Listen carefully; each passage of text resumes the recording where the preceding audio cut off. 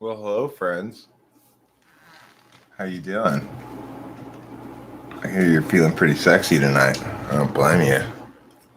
It's a sexy evening. It's a sultry evening. It's an evening of sensuality.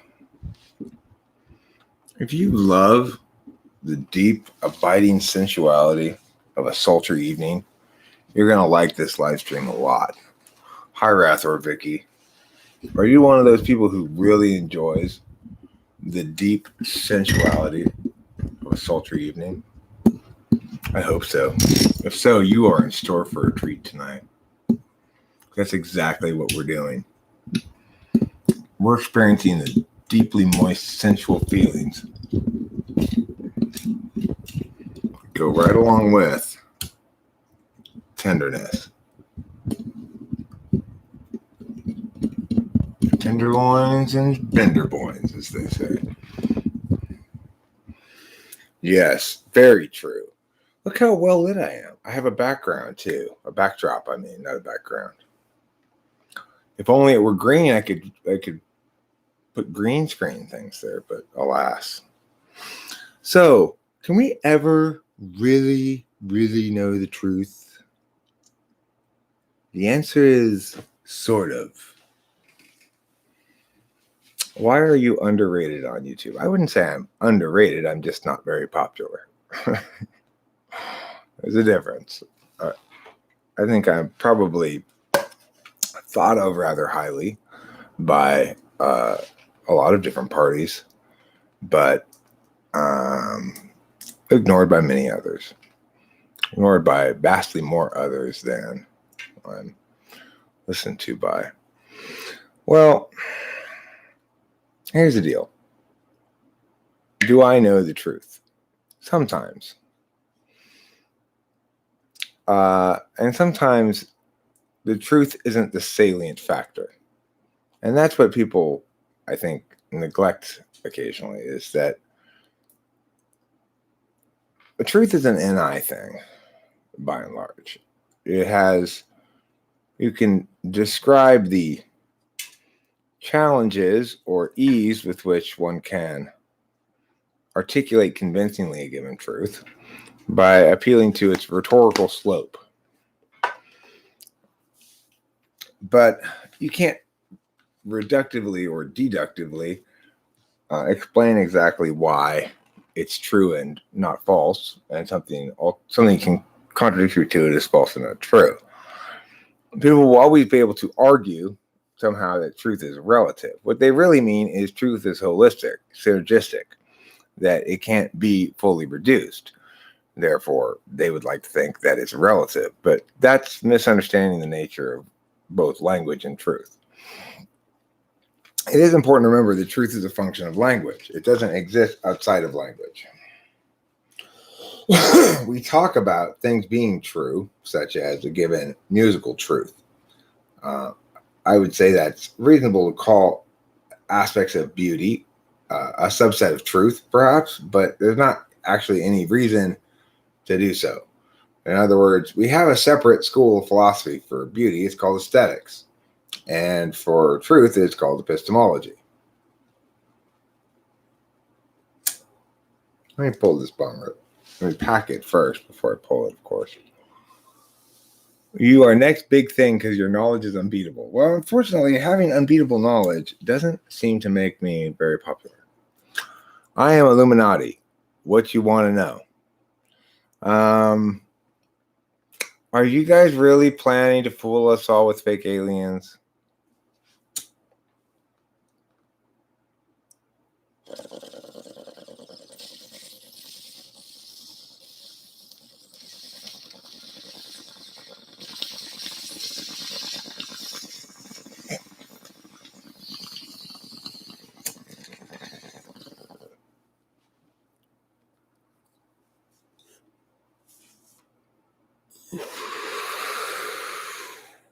Yes, causality necessarily requires time.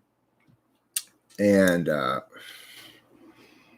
conditionality doesn't. I need exposure to invest in Google AdWords, huh?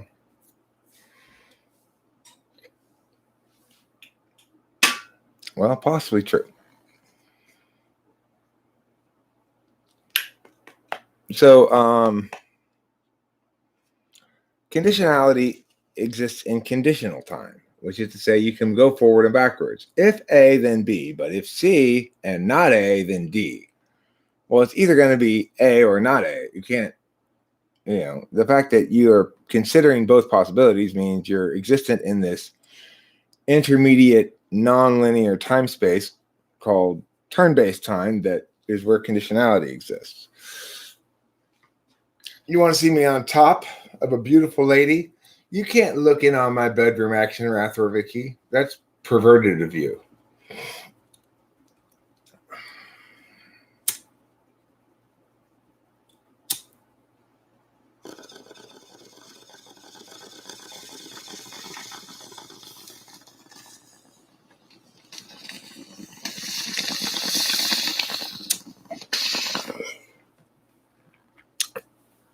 The truth is, Rathor-Vicky, I think what I need to do is simply consistently make better videos or consistently make more consistent videos that I upload and not just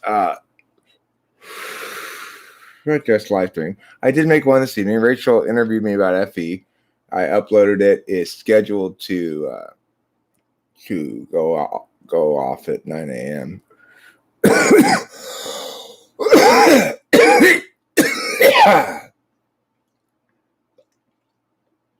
By go off, I mean premiere. Couldn't think of the word for a second. It's not a firework.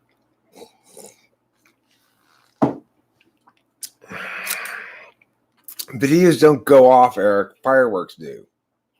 I think it's at 9 a.m. Maybe 9:30. I don't remember. I think I put it at 9. I could have put it at 9:30 by accident. I meant to put it at 9.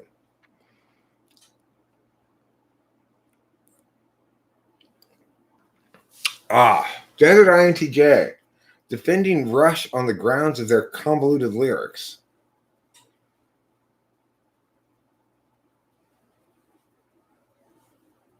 Inner demons? How can you invite inner demons inside? That doesn't make any sense. You've got to invite outer demons. If you're going to invite demons, it doesn't make any sense to invite something that's already inside in, does it?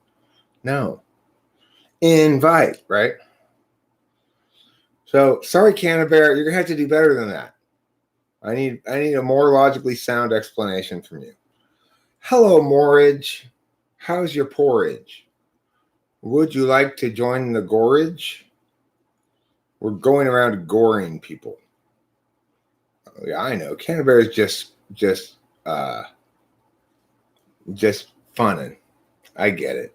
Is there a problem that INFP has staring issues, which we do it unknowingly? Possibly. You do ignore FE. Turning imagination into matter? What material will my imagination be turned into?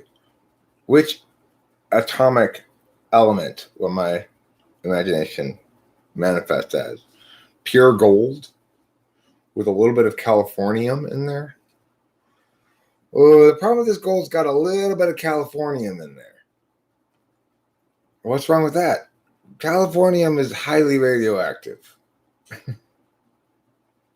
Oh, but it's got a short half-life, right? I don't think so. I'm not sure, but I don't think so. Mr. Emoto says, what can you hold in mind? What can I hold in mind? What would you like me to hold in mind? What are my choices? What are my choices? Yeah. Is californium radioactive? Is a good question to Google.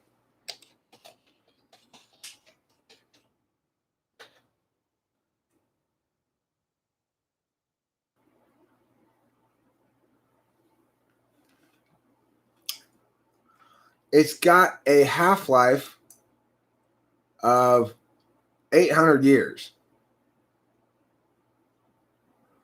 Californium-252 is a very strong neutron emitter. It is known for being extremely radioactive. Radioactivity damages the gene pool not only of humans, but of all living creatures, causes cancers.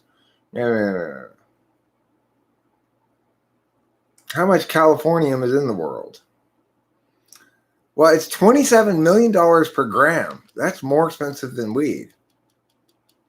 But it's less expensive than francium. What's francium?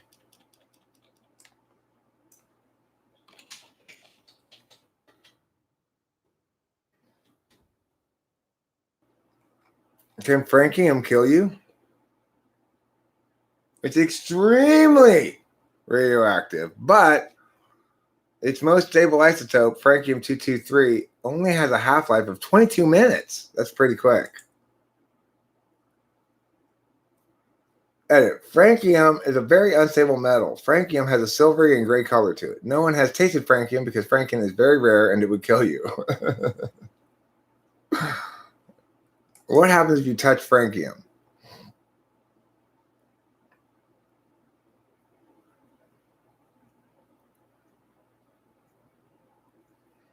If francium were to touch water, it would cause a huge explosion.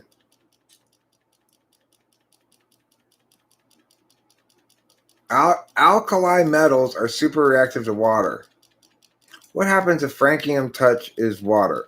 A piece of francium would blow apart while the reaction with water would produce hydrogen gas, francium hydroxide, and a lot of heat. The entire area would be contaminated with radioactive metal.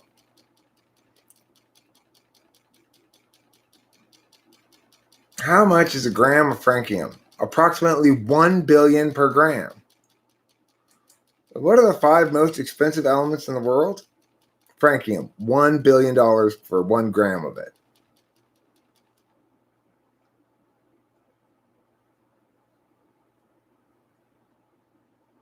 The billion per gram is theoretical since 1 gram of francium has never even been observed. The biggest amount of francium ever produced was a cluster of more than 300,000 atoms.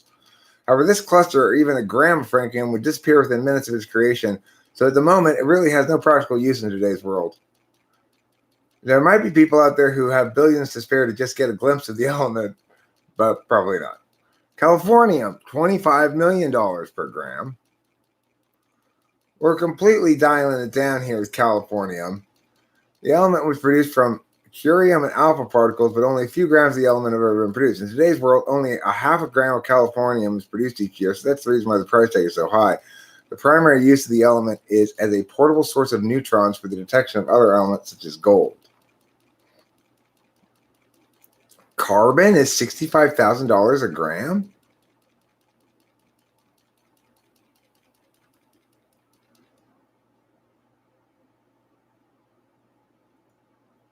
I see.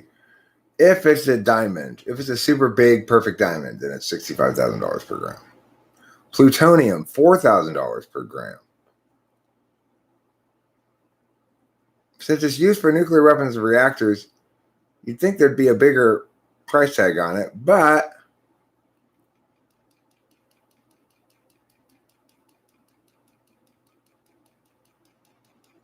laws that will make plutonium a little bit more difficult to come by also accompany the $4,000 price tag.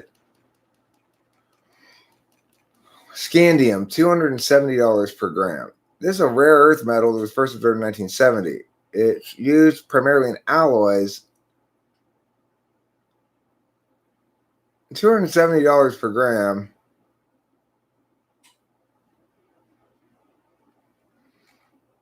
Scandium. I want to find scandium in my backyard. Where do you find scandium?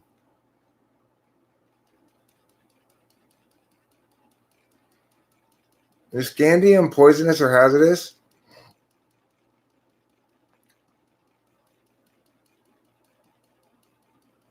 It can be a threat to the liver when it accumulates in the body. Where can I find some scandium? Where do I dig for scandium? Where do I dig for scandium?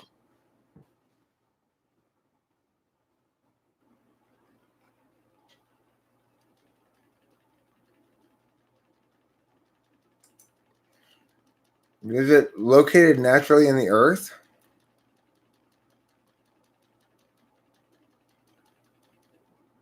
Scandium is one of a handful of elements that was predicted to exist by Dmitry Mendeleev, the 1860s inventor of the periodic table of elements, before it was actually discovered in nature. A Swedish chemistry professor, Lars Fredrik Nilsson, eventually discovered scandium in 1879, calling it after its location of origin, Scandinavia. Scandium is a soft, silvery, metallic element. Its atomic number is 21, making it the lightest of the transition metals. However, scandium exhibits some rare earth element characteristics and is often classed as a rare earth element along with yttrium. For scandium,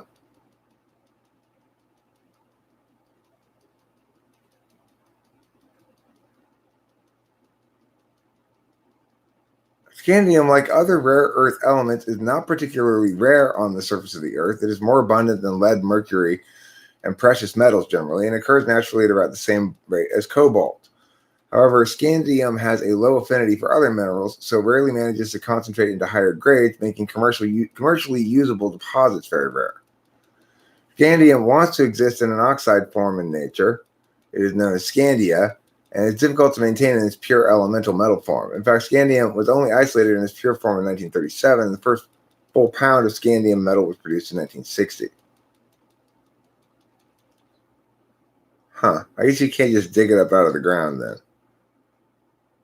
Though you should be able to, according to me.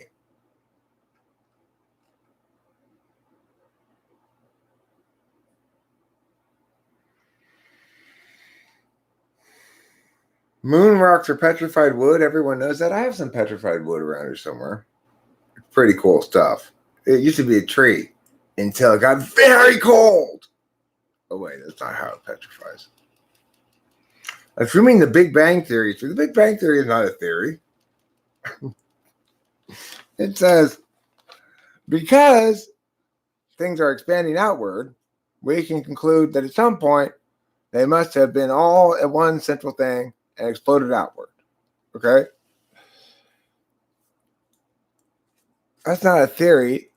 That's an inference.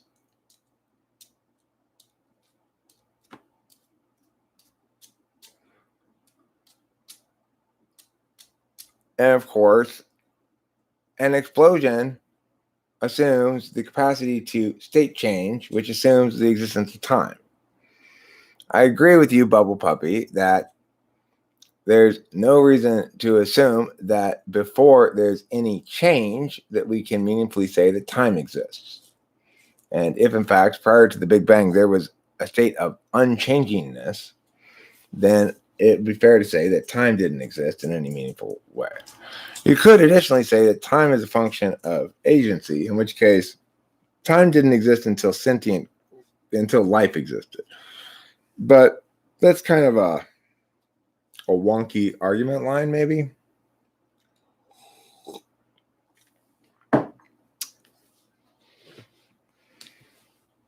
Okay, well, there's background radiation. So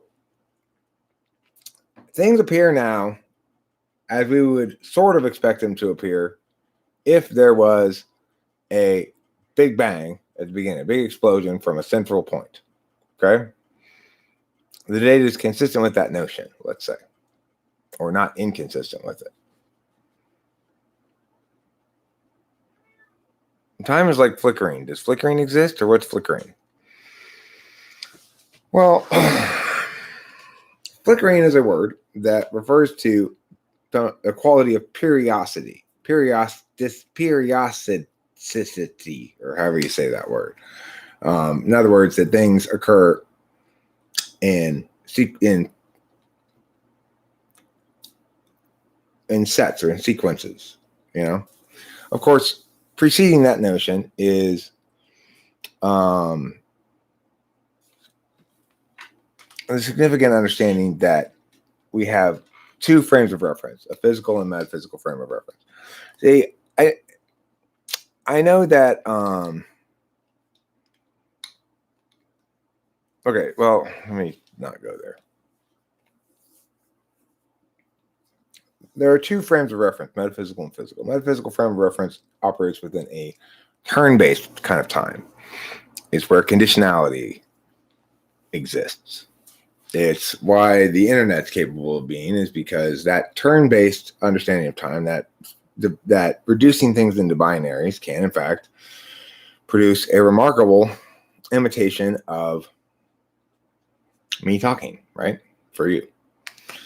So we know that this metaphysical conditional world exists, and we know that in that world, the butterfly effect is a real thing.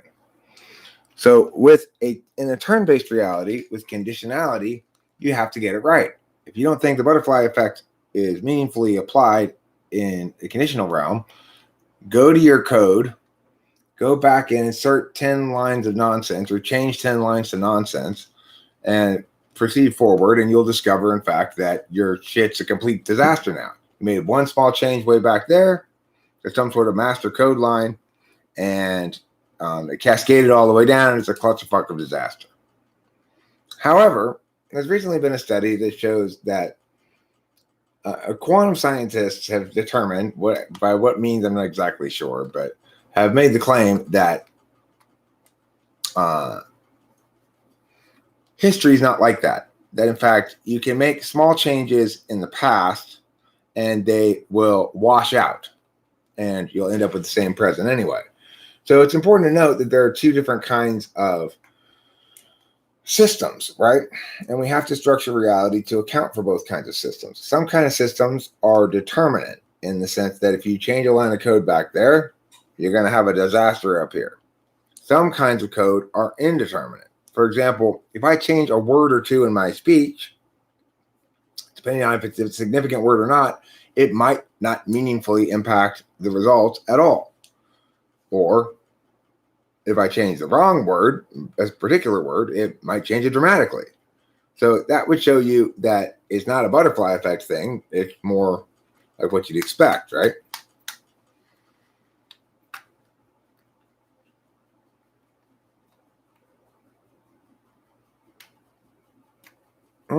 Well, I guess I better start digging up some scandium. I hope I got some in my butt. What's all this? Scandium in my butt?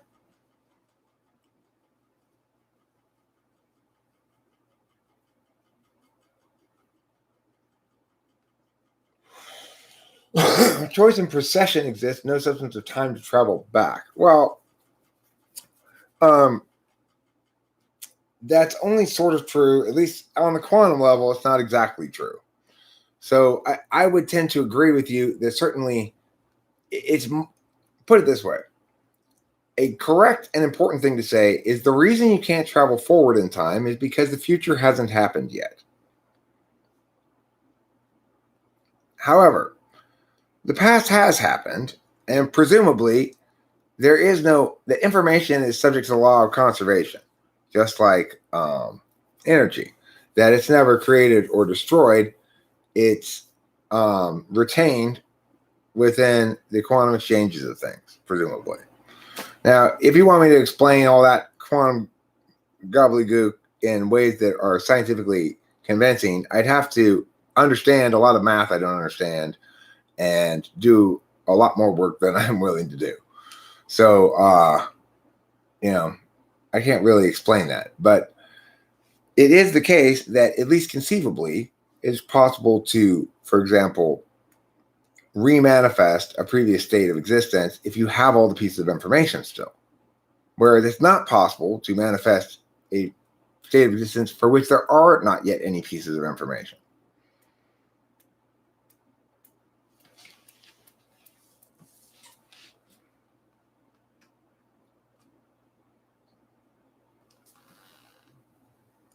The problem that people tend to have is they tend to attach to these ideas and fail to understand them as appropriate within their frames only. Is chaos theory meaningful? Yeah, because some systems are chaotic in ways that wash out, and some systems are chaotic in ways that do the opposite of washing out. They turn into a clusterfuck, right?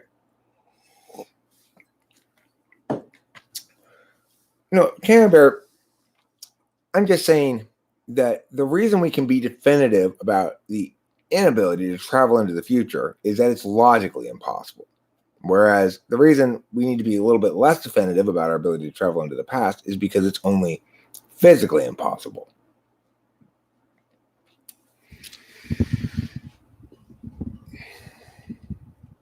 See what I'm saying? There's a different, and this is exactly the sort of thing I'm talking about. To understand these things, Canterbury, you must begin to understand the different kinds of things that you're attempting to analyze. And until you understand what kind of thing the things you are analyzing are, you're not going to analyze them correctly or understand how the analysis fits into a larger frame. You're making points of analysis without understanding the meta-analysis you need to understand for those pieces of analysis to be meaningful.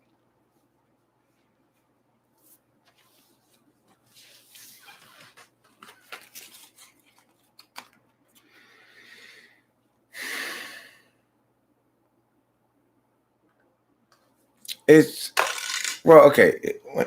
Like statements like that are such curious statements. It's impossible to escape the present. It's true that at any given moment, we are always in the present. However, it is very possible to escape the present. In other words, I could sit here and attend exclusively to my memories, be lost in the past. I could sit here and attend exclusively to my ideas, be lost in my thoughts, not even aware that it's too hot in here and I'm sweating, for example. So awareness is something we have a finite quality of, and we direct accordingly, according to our cognitive function stack mostly.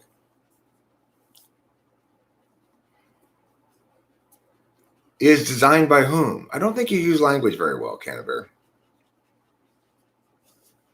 This language is designed to make people squabble and babble. Is designed by whom? And even if it is designed by somebody for that purpose, why aren't we afford that its identity?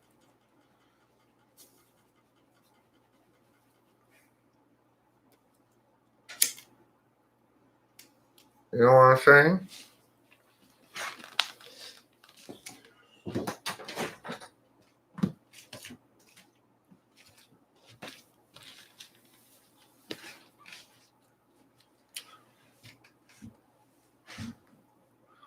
Goldilocks knew she needed a better fitting bed far from the maddening crowd. What she needed was a sleep number bed. With a sleep number bed, you and your partner can each dial in your own number of hardness or softness, so both of you are comfortable. Since I got my sleep number bed, I've never slept better. I don't really have a sleep number bed. I have a numberless regular bed.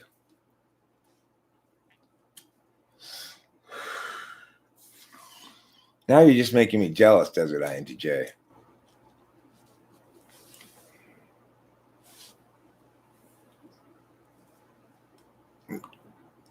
Tell me a reason why 99% of astrologers fail when it comes to timing of marriage and job and stuff. I mean, I don't think astrology is used correctly by people. If you're using it to predict your future, you are walking a fool's course. If you like to note how certain aspects of yourself are represented by this moon and this thing, basically how you can build a self-concept out of these astrological correlates, whatever the justification for them, whether it's a good justification or not, it doesn't really matter.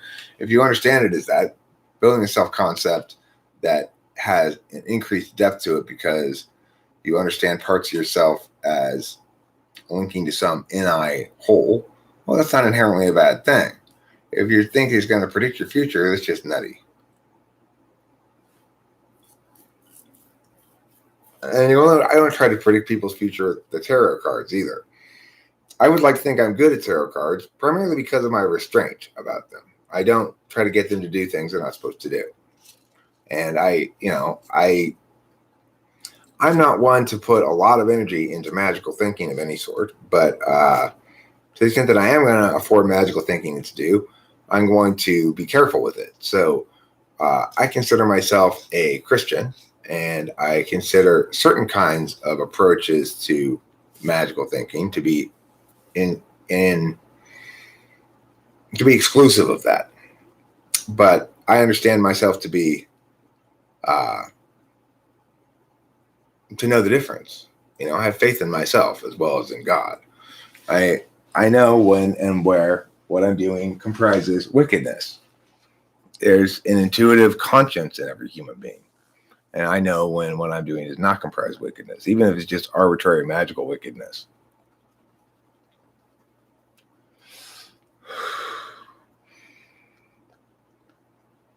So yeah, if somebody's predicting your future with tarot cards, you might find that somewhat questionable. And personally, I don't do that. I don't predict people's future with tarot cards.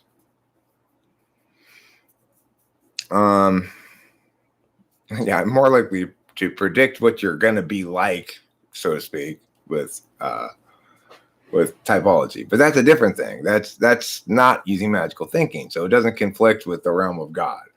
God, a monotheistic God, an understanding of like Christian God, is going to be exclusive of competing magical frames, and should be. And so, to the extent that you can't fit one with the underneath the other, you have to decide which is predominant. My predominant frame is Christianity, and to the extent that something is not consistent with that, or is inconsistent with it, or makes me feel kind of questionable about it, I don't do it,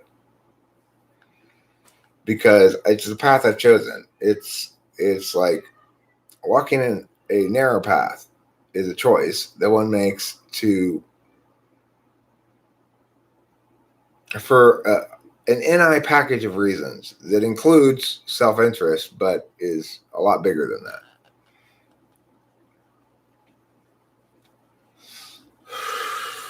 I mean, I don't know. I don't know anything about astrology. I never cared about it at all. The only reason it's in my life at all is because Rachel's into it.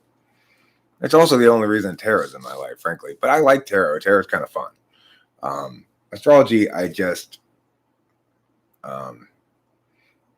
it's complicated, and I think it's more or less arbitrary, so I'm not really interested in learning anything about it. But I do know that there's a lot to it. If you want to devote your attention to learning about it, there's a lot to it. Whether that's a good thing or not is up to you to decide. Yeah, I don't care about astrology.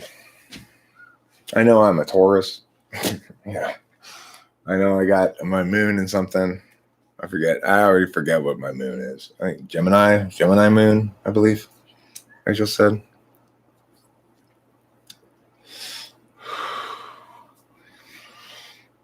Well, I mean, whether or not something is I agree that you shouldn't dabble in superstitions, but whether or not something is a superstition depends on how much you link it to causality, in my opinion. I think by decoupling magical frames from causality, more or less, you, or at least limiting the extent to which you couple magical frame to causality to your Christian God understanding, then you're safe. You're more into alchemy. I'm not superstitious. I'm a little stitious.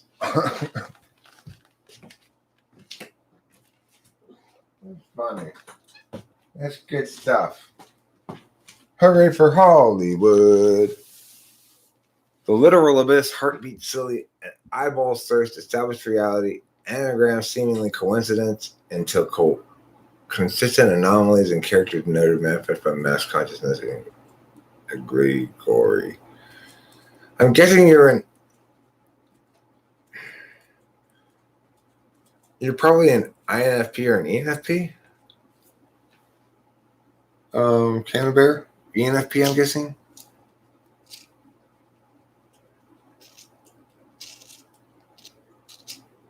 But sometimes like ESTJs will manifest this a bit too, I guess. Not exactly like that, but sometimes they get a little any heavy.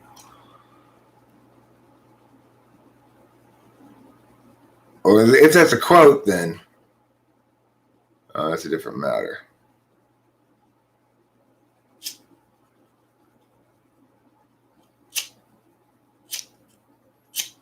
Telling you, people can't get past their mind control to even look at the allegorical illusions and anagrams.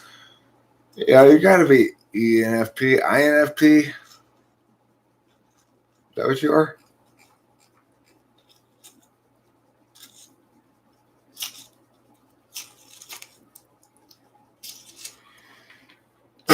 INFJs usually use more capital letters than you. That's not definitive, but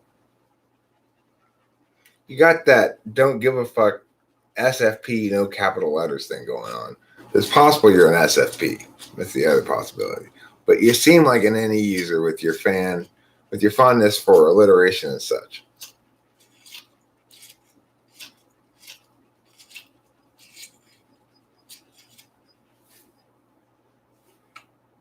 Let's see. The problem I was suffering, your video shed a light on astrology, couldn't find my inner problems. Well, I'll tell you what your inner problems are. They're called your organs, your heart, your lungs, your liver. You gotta take care of those things. Otherwise, it become inner problems. I don't want to be all rude. The cat pit all lies. Real eyes realize real lies. All right, that sounds kind of like ESFP fourth slot NI, maybe. I'm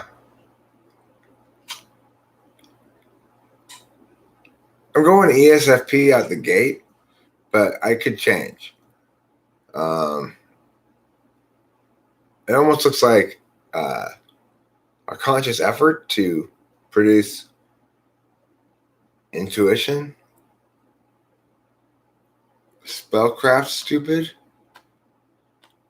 Are you quoting stuff? I don't know. You're being enigmatic unnecessarily. It's difficult to understand what you're trying to say, as though words don't really matter to you. You know, I try to communicate what I mean when I speak, rather than just being hard to grasp. I'm gonna go Canterbury seeming more. You think he's INFJ? Canterbury? I don't think so. I do not think so. Not at all. I mean, it's very unusual for an INFJ to come in quite so combative towards the notion of reasoned discourse about philosophical matters, you know? And he came in certainly combative in that fashion. That's contraindicative of INFJ, I'd say. Yes, contraindicative. That's the word I used. It's a big word. Fancy.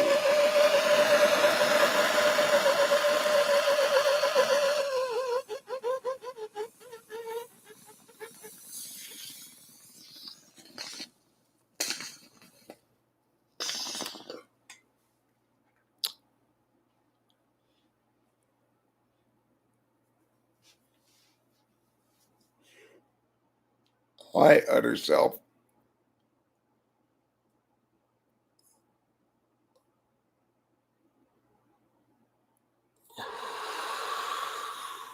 Are you sure it's not supposed to be?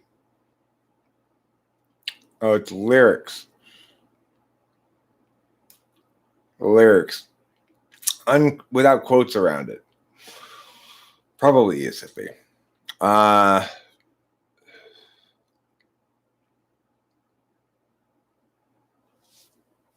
That's my guess, but I don't know. We'll find out. This is what the conquistadors must have felt like trying to communicate with the natives. That's a very pro conquistador frame of reference, Lawnmower. Those aren't popular these days. I don't know if you've heard, but conquistadors have somewhat fallen out of favor.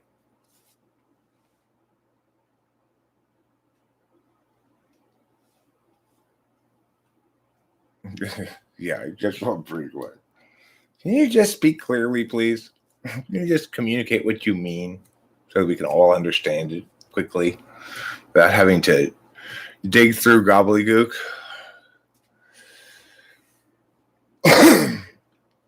Digging through gobbledygook. An adventure in learning.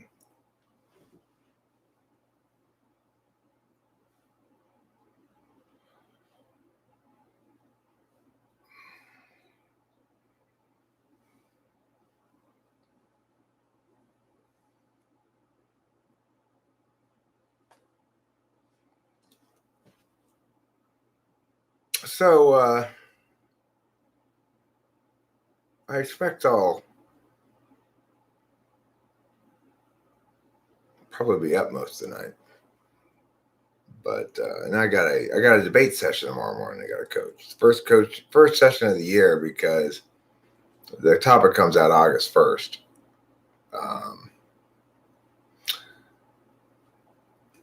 I haven't even looked it up yet. Let's look it up. Let's see what the debate topic is. The last thing I looked up was woman reading social cues. Okay, try to find a thumbnail for my video is going to premiere at 9 in the morning. All right, so what was I Google? I was about to Google.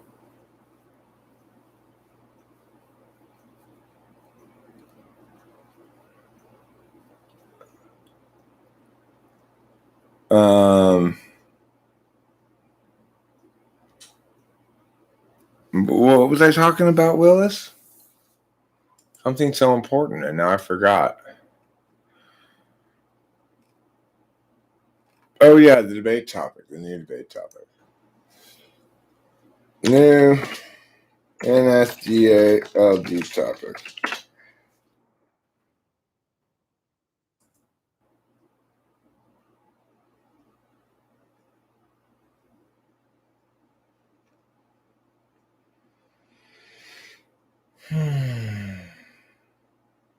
Oh, it's not going to be released till August 8th. God damn it. It's supposed to be released the 1st. I guess COVID. Blame everything on COVID. Here are the three options. 1, the United States ought to adopt a proportional representation system for elections to the House of Representatives. 2, in a democracy, voting ought to be compulsory. 3, social media companies ought to be legally responsible for content posted by users on their platforms. Of the three, the third one is the most interesting.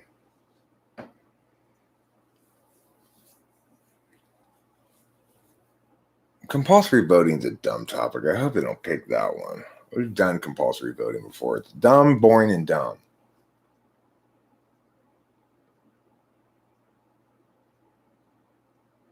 A proportional representation system is just like a big states, small states debate. That's going to be boring too.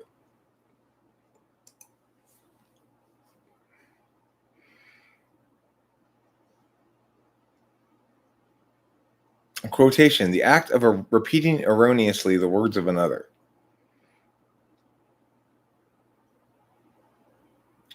What time is your debate tomorrow? Yeah, it's at 10 a.m. I got a coach debate to 10 a.m., 10 to 12. Aloha to you too, or aloha, as you put. Option 1 is the United States ought to adopt a proportional representation system for elections to the House of Representatives. I guess it's going to be more of a cities, rural areas debate than a big state, small state debate, actually. Option 2, resolved in a democracy, voting ought to be compulsory. We've had that topic before. Or at least it's been options before. Maybe it was never selected before. I've never liked the topic. Option 3, resolved, social media companies ought to be legally responsible for content posted by users on their platforms. It's going to be one of those three. It'll probably be the last one because students get to vote on it too. And everybody's probably going to think that's a better topic.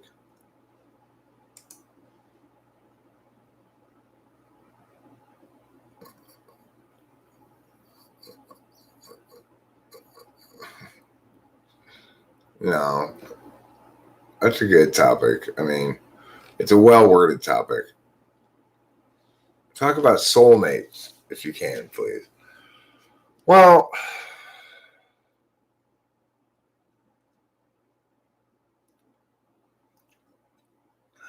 the thing about soulmates is people have a perception of what a soulmate would be like.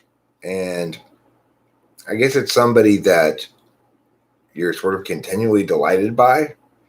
But in my experience, that's not what it means. It means where everything goes smoothly all the time. And you don't have any points of conflict. You don't have any major points of difference. And or your nature is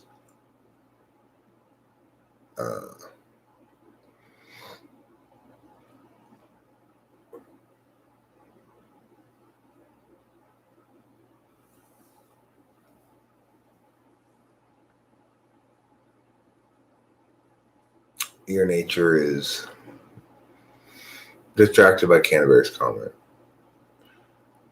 I consider myself a political beast, Canterbury. I plan to run for president and in 2024. And I am neither red nor blue. I'm what's known as a correctist, or a best argumentationist, which is to say I take the correct position on every policy issue independently of every other policy issue. I don't associate with any group. And I certainly am going to do everything I can to make a substantial wave politically. Note that none of my behaviors will be scripted by anybody. Probably not even by me. Oh yeah, the soulmate thing. I don't think you understand, Canterbury. I didn't say I was taking a middle path. Taking the middle ground is also a mistake, right? Because that's committing to something that's not necessarily correct. If you want to kill all the babies and I want to not kill all the babies, we don't compromise and maim them.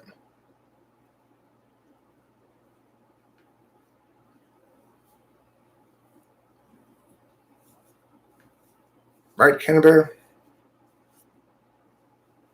So, absolutely not. We don't take the middle path. We instead choose to be correct about every specific policy issue. We don't associate with any particular group, and we don't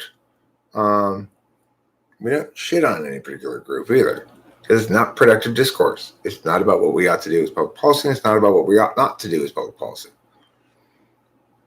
Just as your discourse about politics is not productive, you're saying it's scripted. It's not. Here I am with a political platform, running for president. You want to see my platform? You think somebody's scripted me?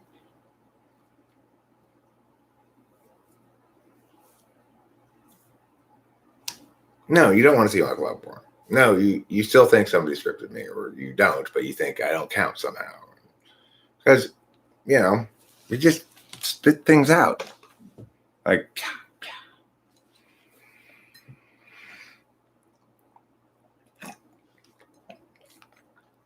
do I have links and contact with people in politics? No. I don't need that. What I need is clarity of vision, the reality that I am the most well-qualified person in the country to be president, and the ability to communicate with enough people to convince them to agree with me. Those are the things I need. Well, I need money too, yeah. Can I raise some funds? Sure, I can raise some funds. Do I like the idea that as to run for office, I'm going to have to, be constantly doing political fundraising as well? No, I hate that idea, but it's the reality of things. You're going to have to do some fundraising, right? Regardless, it's incorrect to say that citizen democracy is dead. It is correct to say that citizen democracy is heretofore not produced the correct citizen to successfully run for the presidency and win it. I am that man.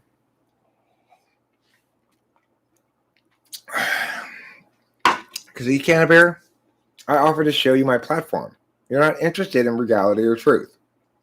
You're not interested in words being meaningful. That means you are almost certainly ESFP, certainly not INFJ.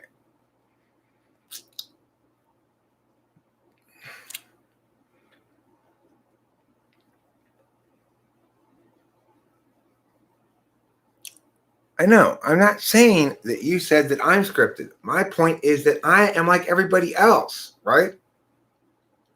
That I am neither scripted nor removed from the political process, nor eliminated from it. That I too can run for office. Nothing's stopping me. To my own laziness, I could be directing all my energy towards running for office right now, even remotely, but I haven't.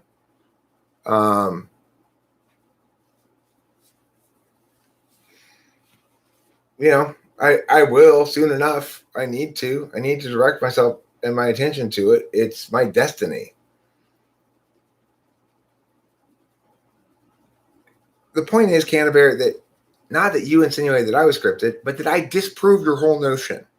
Like the world is full of people like me, either less qualified to be president than I am, which is everybody, or also not able to get the gumption to do it, or for a lot of other reasons why they're not running. Yeah, of course I'll be bumper stickers. I want to make a serious run for the presidency. Even if I can't garner the attention of mainstream media, it doesn't mean I can't talk to a seriously large number of people, at least once things are sort of back to normal. I can travel across the country, schedule meetups in colleges and with League of Women's Voters groups and stuff like that, and articulate all these things I'm articulating now, but wanting the best qualified person to be president. I have at least a little bit of a claim to some sort of social media presence, so I can try to exploit that on my public resume, so to speak. But regardless, the reason I should be president had nothing to do with that. It had to do with the fact that I am the most correct. I'm the most prepared to run for president. I have the answers to everything.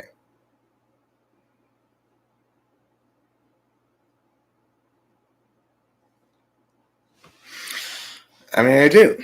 I've dealt with people like this guy here, whatever his name is, I forget his name. Canterbury, I think. Canterbury IOI. I've dealt with Cloud. I've dealt with lots of people who come in, and there's lots of different kinds of wrongness. And I've got the right answers for all of them. Why? Because I use the right process to understand and draw conclusions. If you are correct in how you process these ideas and how you think about public policy, if you're correct in how you understand humanity, if you're correct in a whole slew of other preconditions, then you are possibly qualified. Question 1 for your presidency qualifications. Is Jesus a historical figure or an allegory? Well, I mean, I think the Jesus story is used as an allegory for humans' relationship with good and evil. I think it's also likely that somebody named Jesus from Nazareth did actually walk the earth.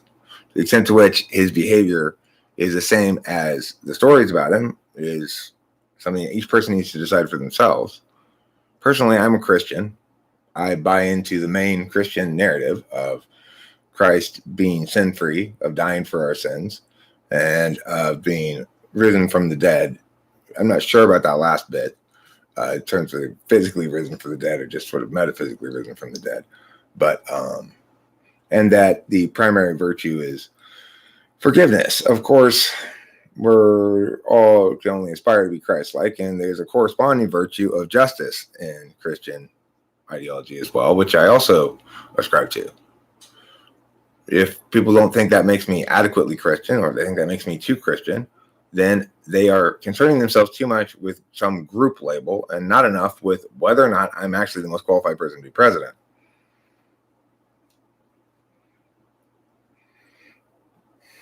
How's that answer for you?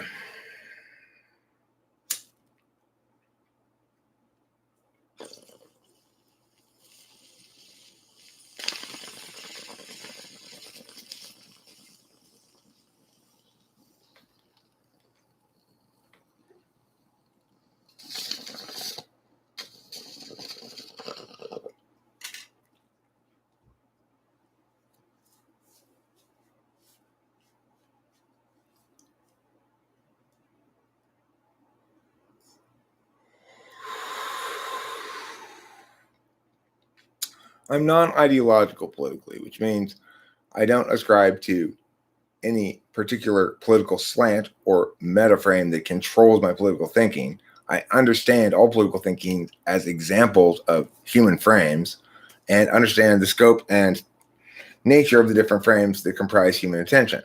So I'm uniquely well qualified, given that I'm also a long-time policy debater and policy debate coach, who's done a lot of time reading about and studying and advocating about public policy to understand what's necessary to understand to be president.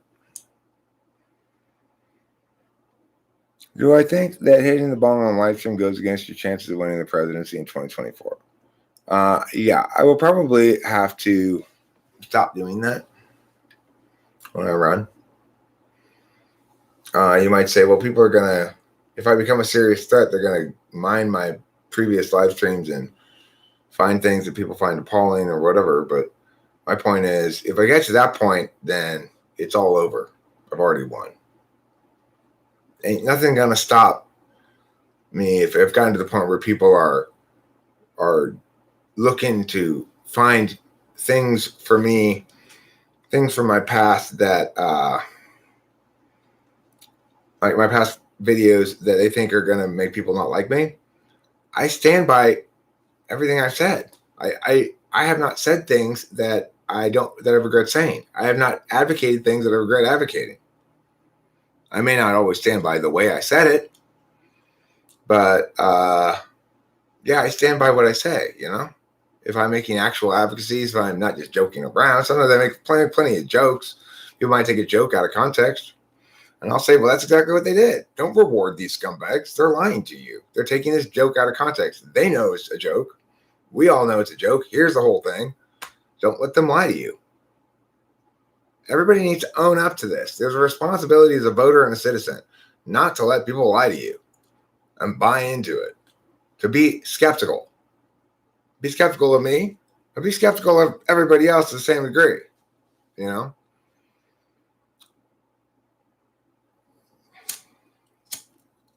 Canterbury, that's silly.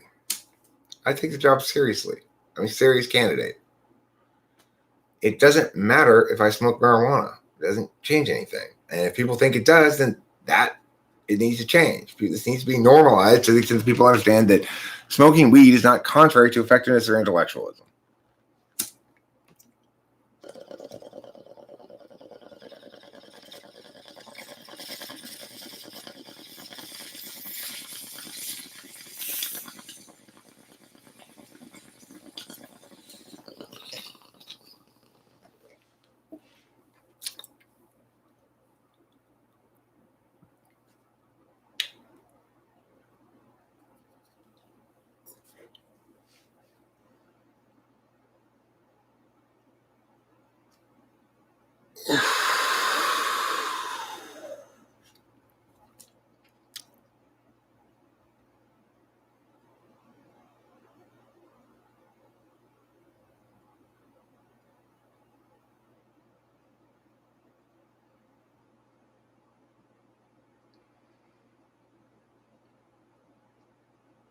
That was a bell ringer. Why am I right on China? Well, do you want to ask me why I'm right about something specific regarding China? I'm right about China about a lot of different specific policies. And one of the things I want to stress to everybody is it is silly to try to reduce things to groups of ideas and people like, well, he's liberal or he's conservative or this is his position on China. My position on what about China?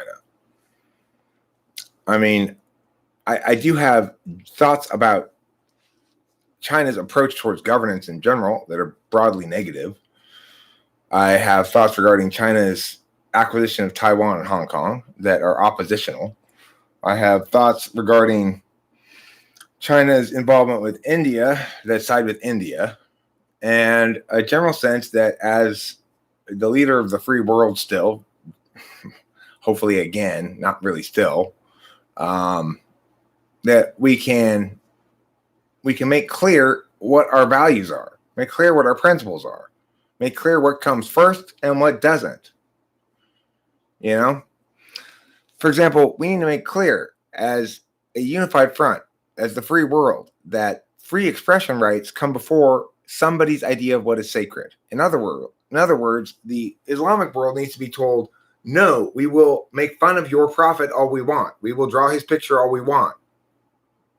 We will be what's the word? Blasphemous. We will be blasphemous all we want. And you don't get to kill people because they're blasphemous. Sorry. That makes you wrong and us right. And we need to all agree on that. We don't bow to that shit at all. We don't constrain our free expression because you make threats at all.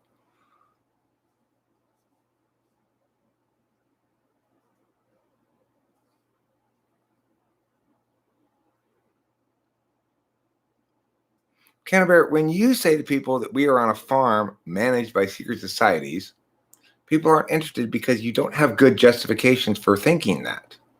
If I were to make an affirmation, people may or may not listen to me, right?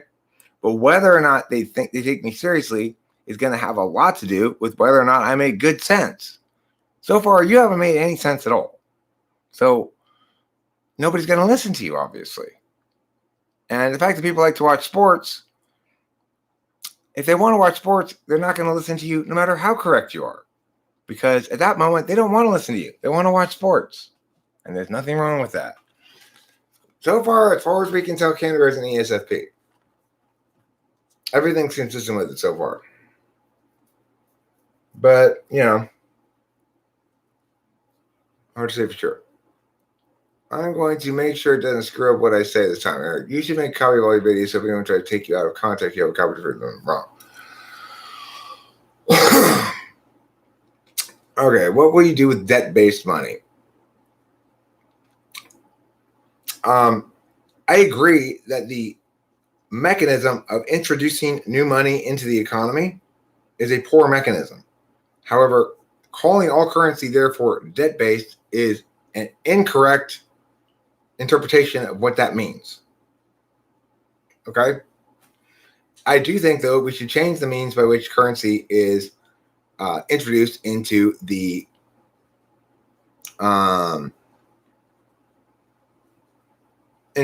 economy. So, for example, people have talked about a UBI. Why are we introducing money to the economy the way we are now when we could just direct it directly to the individual people, same currency, and okay. But the question you asked was, what do you do with debt-based money? And what I pointed out is just because it's introduced into the economy via the creation of debt doesn't mean that it's debt-based money. So if that's what you're talking about, you may be talking about a different kind of debt-based money that I can think of, that I can't think of, but you'll have to clarify what you mean. Now, okay, well, that's not a meaningful policy question. Let me tell you what I am considering looking into, at least, is why it is that we don't simply distribute currency into the economy directly to the people. Because my understanding of the nature of wealth and currency is such that new wealth is generated when people do useful work for other people. That new wealth, however, doesn't enter into the economy directly to the people. It gets... Okay, well, Ned Ludd, 1811, again, I'm not interested in winning an economy debate. First of all, I doubt it, because if you knew what those arguments those economists were making were, which would justify your concluding they were going to run circles around me, you'd be making them yourself, and you're not. Okay, but number two, I'm running for president, not most correct economist. I'm going to need to access the unique expertise of economists who are smart and ask them these questions and get real answers from them. You are not giving me any real answers, so you would not be one of the people I referenced about that. I don't have all the answers about every field of study at the depths that the experts do. That's why, as president, I would be able to consult them. But you've not negated any of the answers I've given you thus far. You've said they're inadequate, that any real economist would run circles around me. You've not given us any reason to believe that, and you've not addressed anything I've said. So why should we believe you?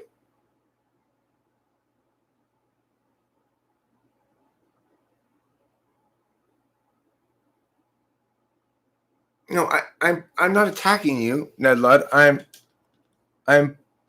pointing out some things, okay? And you don't like them, but they are what they are, okay?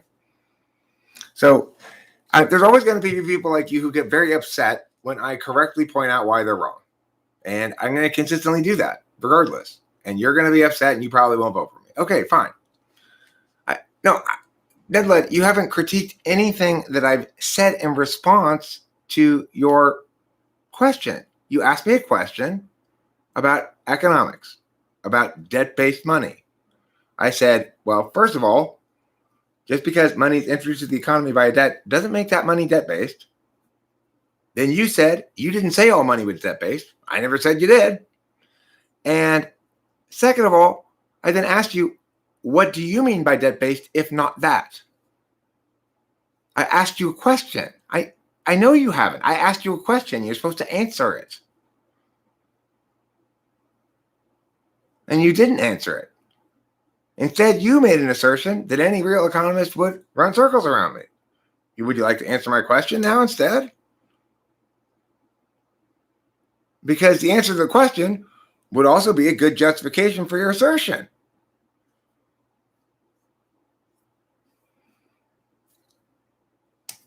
I'm not attacking you.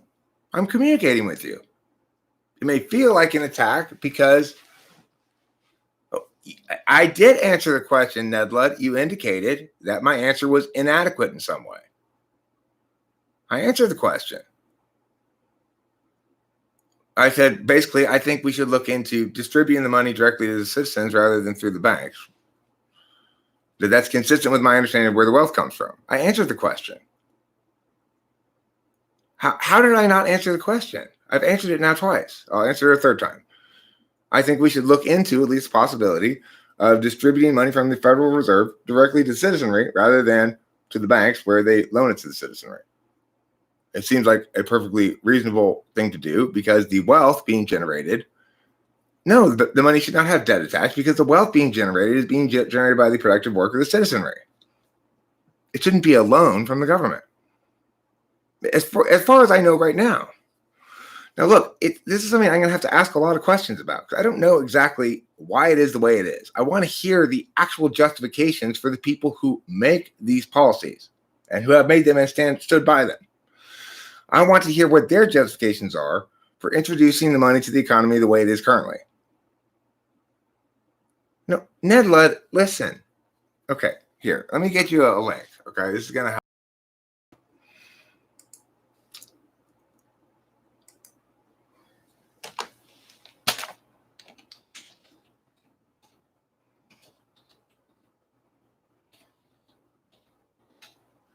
So this document is called Realizing the Promise of an American Democracy. It's a partially completed, but not all the way completed,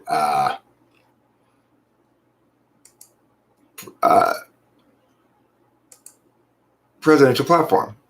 Now, one thing it does in here that I want you to look at is the section called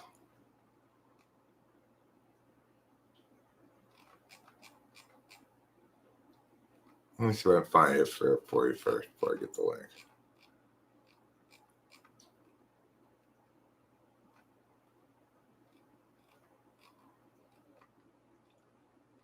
Okay. Good. Here, perfect. So I want you to begin on page 7. It's called Economic Policy and Wealth, the Particulars of Fungible Leverage, okay? This is going to help explain a lot to you. Now, because I'm running for president, I don't have time to answer ill-informed questions that are too ill-informed. So I'm going to need you to do a little bit of work before you're going to press me any further on this issue. Which is to say, you read my economic policy and wealth section of the document. It's on page 7. Part 1, discursive problems inherent in perceptions of public policy and wealth. So in other words, right off the bat, the reason I'm having you read this is because you're having a problem with how you perceive public policy and wealth. Now, you may be guilty of the distribution illusion. I don't think you are probably. But if you're not guilty of the distribution illusion, then you can skip down to number 5 or number 4 I guess, actually, or maybe 3. You can skip that big one. You can skip 2 if you're not guilty of the distribution illusion. Okay, if you are guilty of the distribution illusion, then read 2. If you're not guilty of it, then skip down to 3. Okay, and then read through the end of page 10, which is a short page. So that's 7 through 10, and you can skip number 2 if you can determine that you're not guilty of the distribution illusion, which is to say, you have to read, I guess, 2AB. If you're not guilty of it by then, you can probably skip it. It doesn't sound like you're guilty of a distribution illusion.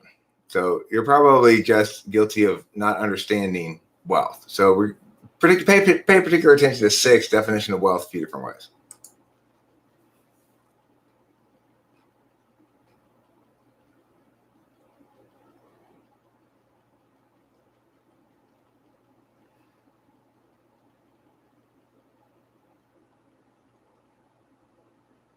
Terence McKenna was a verbally gifted con artist who would describe the psychedelic experience very well, so people took him seriously about his other ideas, even though he admitted he didn't even believe them. He calls his own ideas bullshit. Yeah, it's a good point. You ain't reading shit, dude. Fine, I'll read it to you. 6, definition of wealth. First, the application of labor to a resource produces something called wealth, when that labor is rendered useful to a party other than the laborer. Another way in which one might understand wealth is as an expression of sustenance time frame. This refers to each person's need to attain a minimum amount of specific resources to survive, especially food. Thus, it's conceivable to imagine a farmer, for example, to store large amounts of food with the intention of eating it. By assuring the certainty of his own future, he is utilizing a form of wealth that doesn't provide any utility to others.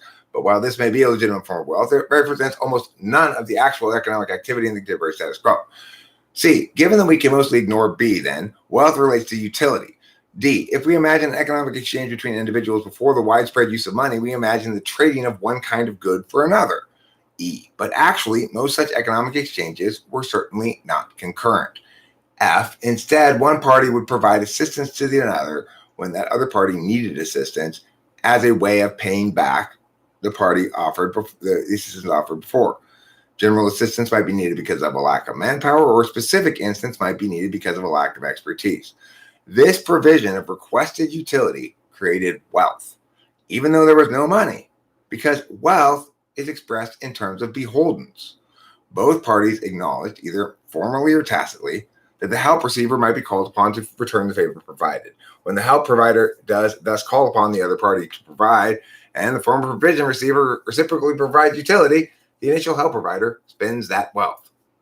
So in other words, when you cash in on a favor, you spend wealth. Wealth persists between 2 events, even though it had no physical form in this context. Of course, now we do have a physical representation of wealth, and that's any kind of fungible currency. Money is a symbol of leverage. It's a symbol of how much beholdens you've attained. How much does the other person owe you because of all the help you provided to them? That's why, unlike everything else, wealth exists first metaphysically and then physically. It doesn't work the other way around. Money is a symbol of leverage. All currencies are fiat currencies. We used to believe there to be a distinction between backed currencies, gold standard, which had a concrete legitimacy, and unbacked currencies, fiat, which could never attain such legitimacy. The reason this was never true is that whatever one backs the currency with is no more really wealth than anything else concrete. Gold is just another fungible symbol that gains its ability to represent wealth by virtue of its scarcity, which enables a non-inflationary money, and by virtue of its inherent distinction, which prevents counterfeiting and ensures against inflation. Further ensures against inflation. Furthermore, regarding the fungibility aspect, by convertibility, which stabilizes via validation, does it attain legitimacy. The possibility that even advanced paper bills might be counterfeited is one of 2 ways in which the backed currency is more legitimate than an unbacked currency. Namely, gold, the backed currency, is less counterfeitable and thus a more reliable system of wealth. The second way that the body producing the notes must be stable. An unstable government which produces notes without any regard to how they work as fungible representations of a thing that only is real metaphysically can kill the value of physical currency and cause actual wealth to be destroyed. B. Cryptocurrencies reflect the reality that wealth's real form is metaphysical, while its symbolic form is usually physical. Cryptocurrencies demonstrate that by it being the alternative to the usual thing, the non-physical thing, the non-physical form of a currency. If I ask for a pound of gold and you give me a piece of paper with a pound of gold written on it, I'd object those are not the same thing. However, if you gave me enough dollar bills to equal the value of a pound of gold, I'd accept the equivalency. I can use those to buy exactly the same thing, a pound of gold, from someone else. And it doesn't matter that it's a different pound of gold as long as it's the same purity. So the only difference here is the metaphysical distinction we make. Papers turned into dollars meet the criteria of fungibility, while papers written on and not dollar bills do not. Cryptocurrency proves that the real form of wealth is metaphysical. It demonstrates the necessary components of fungibility do not require rendering into a physical form, and money is the only thing that works this way this well. It's a unique kind of object in the world in that regard. Okay, so these are things, if you want to talk to me meaningfully about public policy, you need to understand.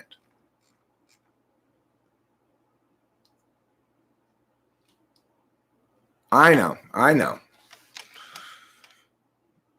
No, I can't. Right now, I'm not trying to run for president. Right now, I'm trying to talk to you.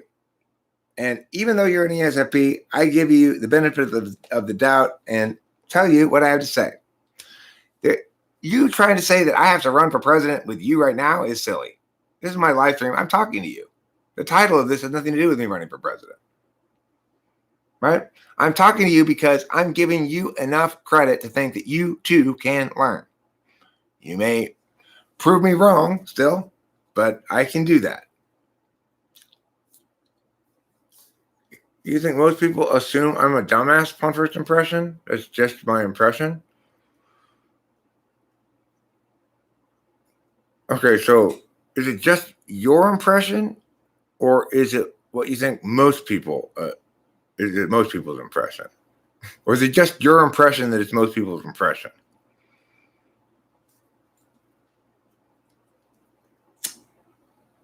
Or are you talking to me? I don't know if you're talking to me or not.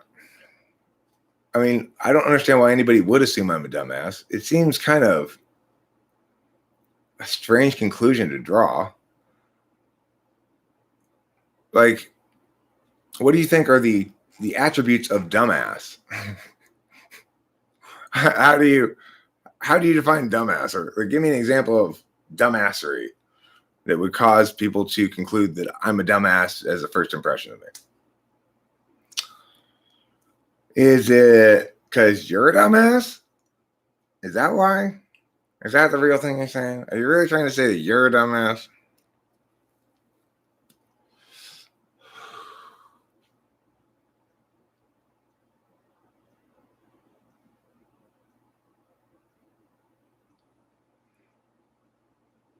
Since my internet is shit, all your arguments have, so far from my perspective, been conclusive, hence you can't debate for shit, QED.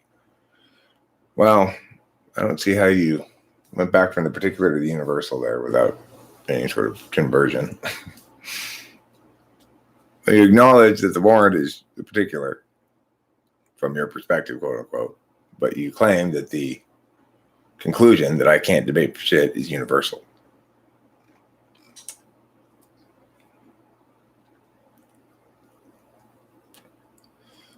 The Lord said that. All caps of the Lord. Smoking weed and drinking Corona, huh? A little bit more work. But, you don't need to aspire to be an ESFP. You're fine the way you are, Skygear.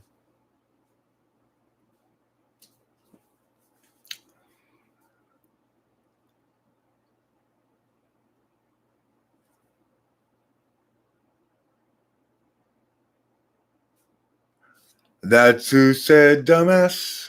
It was Delord. I think most people assume you're a dumbass upon first impression. That's just my impression. So I guess Delord was telling us his impression of other people's impression of me on first impression is that they are not impressed. We include, I'm a dumbass. INFJ issues today. You met an ESFP who is very domineering. Are there any other kinds? I believe I was responding to Canterbury, actually, the Lord, rather than pondering on it too much, answering a question. Eric, are you saying that old childhood saying takes one to know one? I'm going to go ahead and agree with that sentiment. It does take one to know one. Also, I'm going to agree with you and what army.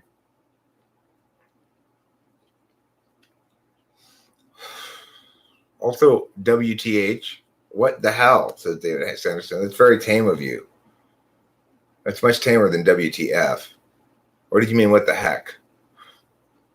That would be big H, little k. It's heck, not hell. And Can Christian Stormberg, I hope that F doesn't stand for what I think it stands for. If it ain't broke, don't fix it. I think they come over with an ability to be nuanced and not understand their nature particularly. The ESFPs, they come over with an ability to be nuanced. They don't understand their nature very well, and they don't do well with getting their nonsense handed back to them necessarily. They get frustrated. But they do even less well with getting ignored. And I find their provocative nature complementary to what I like to do in general. Occasionally I'll get too caught up in just talking to cloud or something, But they are, if nothing else, provocative, It's because they have a fundamentally different understanding of how language is supposed to play a role in your life. Humanity's mental illness of thinking we're intelligent using our limited perceptions and opinions is based on preconceived notions as universal. It's an adorable species. Is that universally true or just adorable to you?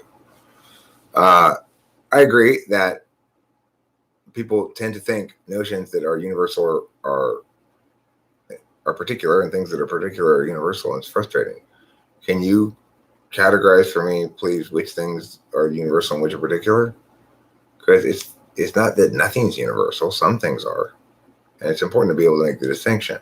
It's true that thinking like TE heuristics comprise a universal justification for things is an absolute nightmare cause of disaster world over. Because that's misapplying the particular to the universal. That's using the ends to justify the means. And that's wrong. Eric, do you think all drugs should be legalized, decriminalized? I think it makes more sense to legalize all drugs than to decriminalize all drugs. I think, however, that it's probably not within my capacity as president to make that happen. I would say that what I would like to do as president is to remove from the federal government any involvement in the matter. Let the states do what they're going to do with it. It's their prerogative. I don't agree with it, maybe. I certainly don't agree with harsh criminal penalties for drugs, because they are, after all, consensual activities, not really crimes. They're not crimes against person. They're not crimes against property. What kind of crime are they? Well, they're just breaking the rules kind of crime.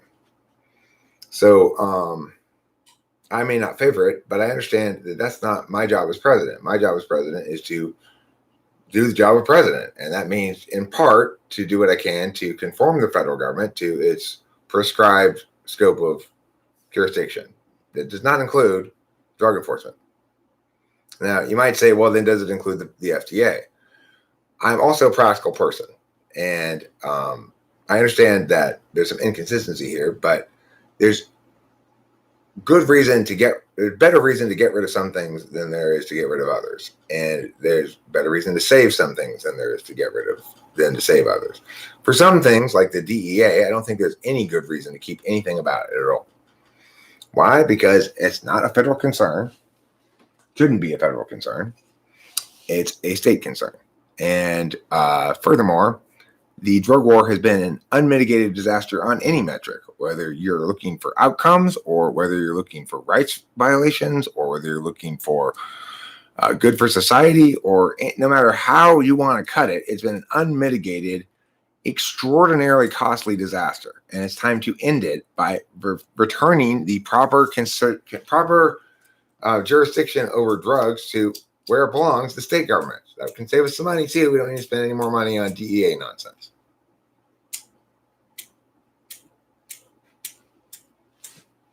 Now, am I going to disband the FDA? No. I don't think that makes sense. And this is what it means to be both principled and practical. You have to understand where a violation of principle causes the most harm and work there first. And acknowledge that even though it's a violation of principle, it may cause some good too. It's the coral reef notion that has to be respected. That even though something may have begun as a pile of trash at the bottom of the ocean, if a coral reef has grown up on top of it and supports now an ecosystem, you have to be careful before you just go in there and tear the shit down, right? A lot of things you maybe can't just tear down. Maybe you gotta piecemeal remove it real careful or replace it with something, or I don't know. So the bottom line is we have to be both principled and practical. Where principle and practicality coincide, like when it comes to the DEA, well, we eliminate that agency entirely. And there are going to be a lot of people who are ideologists who have strong feelings about, say, libertarian notions that say, you know, you have to get rid of the FDA too. Well, fuck you. I'm not that. I am not an ideological person. I am somebody who's trying to do the job as president as well as I possibly can. And that means acknowledging when the coral reef phenomenon, is to say something that may not resonate as consistent in a principled fashion, has nevertheless too many substantial impacts to warrant removing, and or too many potential goods lost is an impact as well. It will be a very difficult job. It should be a difficult job. It's not a difficult job the way it's done now. If you just bumblefuck your way through everything, I'm sure it's quite easy.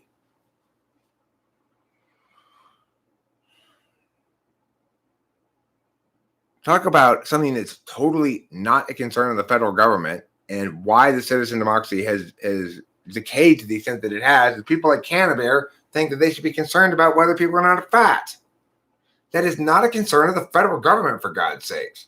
You want to make a federal case out of something and talk about a dumb idea. First of all, why would you want to tell other people what their bodies should be like? That's crazy talk. It's not being a good human being. You don't tell other people what their body should be like. You let them decide what their body should be like. You decide what your body should be like, okay?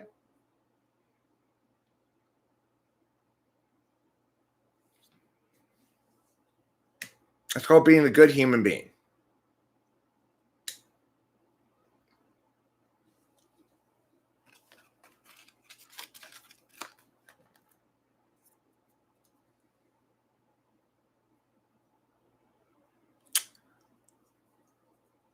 So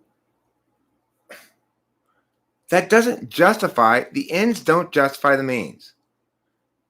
The ends of public health don't justify your constricting some people's rights to eat food. Would you deny me the right to eat fast food because it's unhealthy? It's not unhealthy for me. I'm not overweight at all. So now you're talking about different sets of laws for different people, where some people have their rights removed because they're fat, according to you. I mean, Canterbury, why are you worried about other people's fat? Why don't you worry about yourself instead? So this is the thing. We have to respect the individual's right to make bad decisions, even if they're not good for the public health. If I'm not behaving in a healthy fashion, if I'm smoking cigarettes, you might say, well, that is somehow bad for the public health. It's not bad for the public health. It's bad for me. It's my choice. It's my body. I'm not talking about legalizing drugs or decriminalizing drugs. I'm talking about removing federal involvement in the question, as is the appropriate thing to do if you're president, given the appropriate constraint upon the federal government. How is the best way to accomplish that? By a case law using the Justice Department, which is what I will do. See, this is why I'm most qualified to be president. I have literal answers for everything. I literally have the answer for everything. I'm not a libertarian. And I'm not recommending getting rid of all drugs.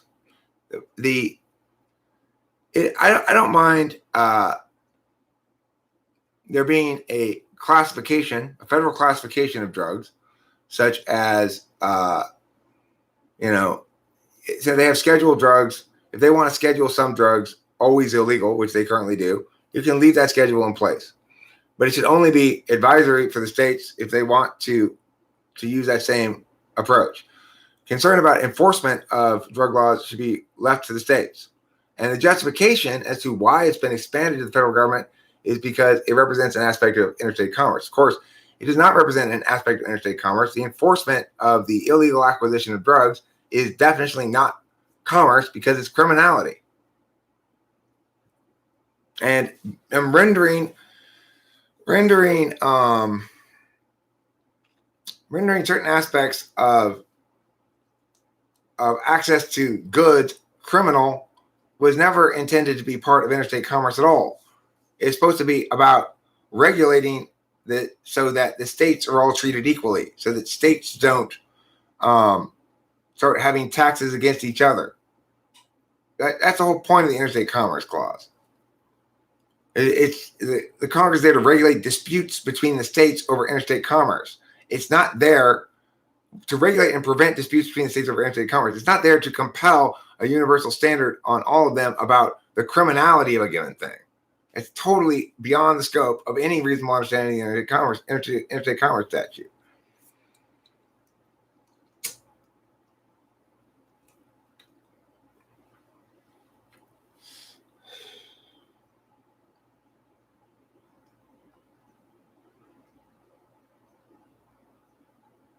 I mean, I'm fine with any given healthcare company choosing to do that. See, this is the difference between you and me, Canterbury.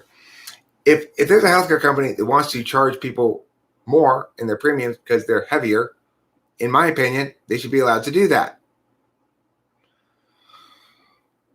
The big problem comes with the reality that we have to deal in some way with the pre-existing condition problem.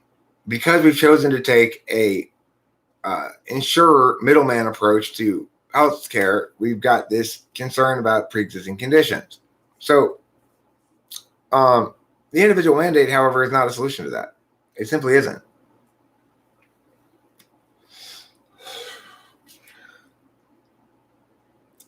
The only way that you could justify such an individual mandate is if that money were tax deductible, like that you got your money back directly from the federal government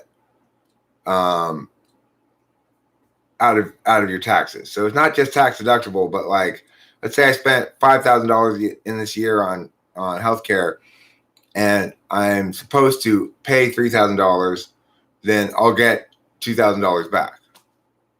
You know, it should be like that. Or if I'm supposed to pay $5,000, I don't have to pay anything. It should be like that. If they're going to make it mandated, then it needs to be like that. And then if they were going to do that, then that would be essentially funding healthcare. Now, the problem is for people who don't have to pay any money, then you're going to just be paying them back for their healthcare directly. But, again, you're basically just funding healthcare if you're doing that. So I don't know if that's the solution either. And if that is the solution, there'd probably have to be some sort of schedule of payback. So you get full payback for cheap health plans and lesser payback for more expensive health plans. Additionally, we should have healthcare prioritized inversely. In the current system, we've got it not possible for people to buy the only kind of healthcare plan we need people to have. What's the kind of healthcare plan we need people to have? High deductible, catastrophic healthcare plan, which means they never go to the doctor and never use healthcare services until it's catastrophic. At which point they have to pay the first couple of grand, 5,000 or whatever out of pocket. And then it pays for everything. So there are no free riders, and people don't have to spend a lot of money on health insurance. They don't want to. In the status quo, we've got a system that prohibits that kind of healthcare plan at the federal level. Federal government has no business involved in this matter at all, frankly, but it's too late. That ship has sailed, so we got to deal with it as it is. I don't have a full healthcare plan, a full plan to deal with healthcare worked out yet. But I'll tell you, I would give it more serious consideration in the matter than any other candidate can possibly give it. I can talk more seriously about it. I understand the topic more seriously. And probably by the time I'm full on running, I'll have a healthcare plan worked out in my platform. Yeah, lung cancer is real. And how much more likely is a smoker to get lung cancer than a non-smoker? Let's Google that question.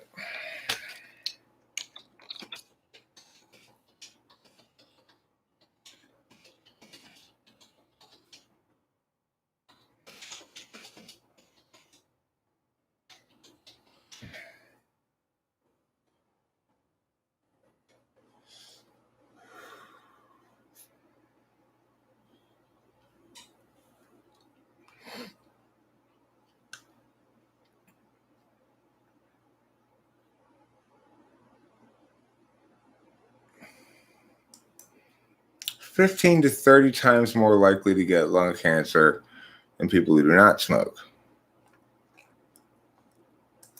What percentage of smokers get lung cancer?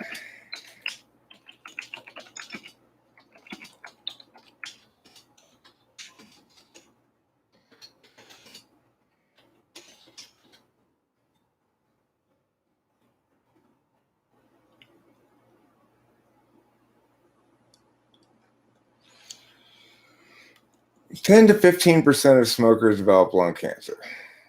What percentage of non-smokers get lung cancer?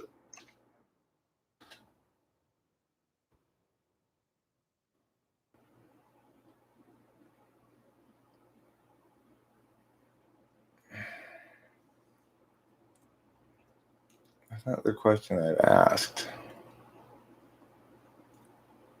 It says about 20% of lung cancers are found in people who've never smoked. Of course, it doesn't mean that 80% are found in people that are caused by smoking, right? That's the problem there. There's lots of other things that coincide with lung cancer, and some of them both smokers and non-smokers will encounter. But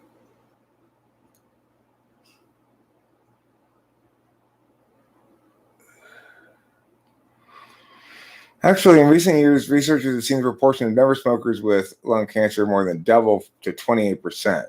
So it's actually almost 30% of cancers are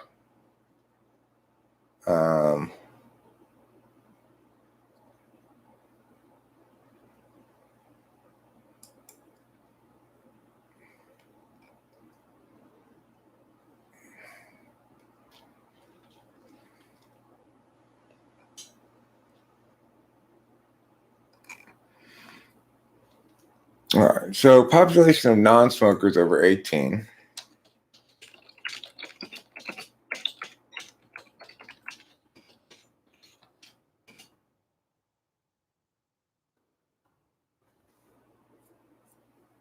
We'll say 21. Over 21.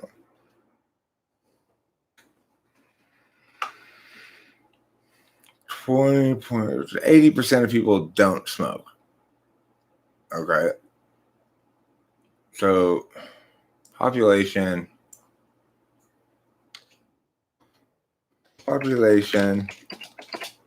of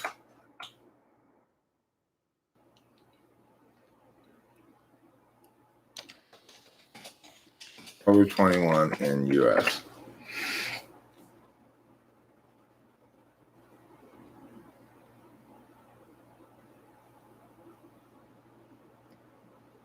About 200 million. Population of smokers in the US.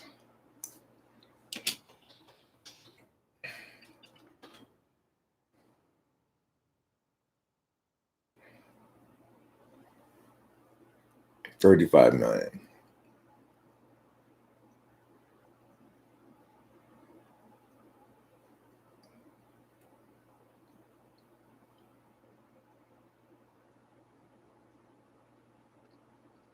Okay, so 35 million smokers and 170,000, 200,000, we'll call it, lung cancer, or actually 153,000. 153,000. Okay, so 34 million divided by 150,000. 34 million, because it's 34.2 million and 153,000. So 34 million divided, I'll just do 34.2 million. 0.2 million divided by 153,000. 1 in 223 smokers gets lung cancer, approximately. Now, 170 million divided by 17,000, assuming all people who smoked even once, that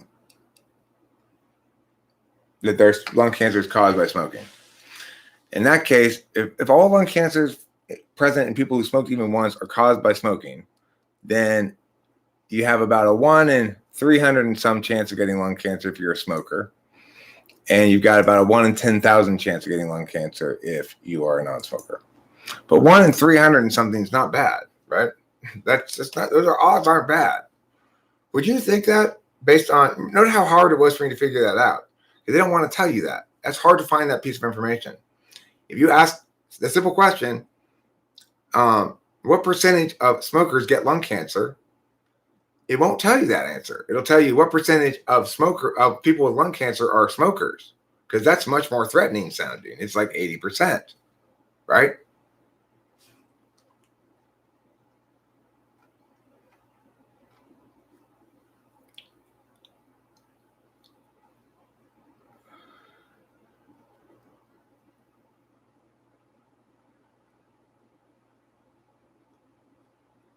But here's what's also true, Sky Gear.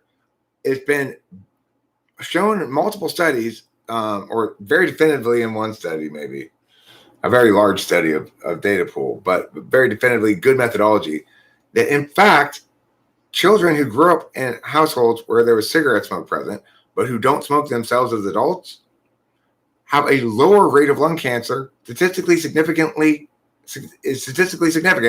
a lower rate of lung cancer than those who grew up in non-smoking homes. Weird, huh? It's true. They do have a higher rate of asthma, but they have a lower rate of lung cancer. And it is statistically significant, not just a data fluke. Weird, huh? Talk about the lies being spread. Okay. You're going to make me do some Google Scholars Googling. It's true what I'm saying.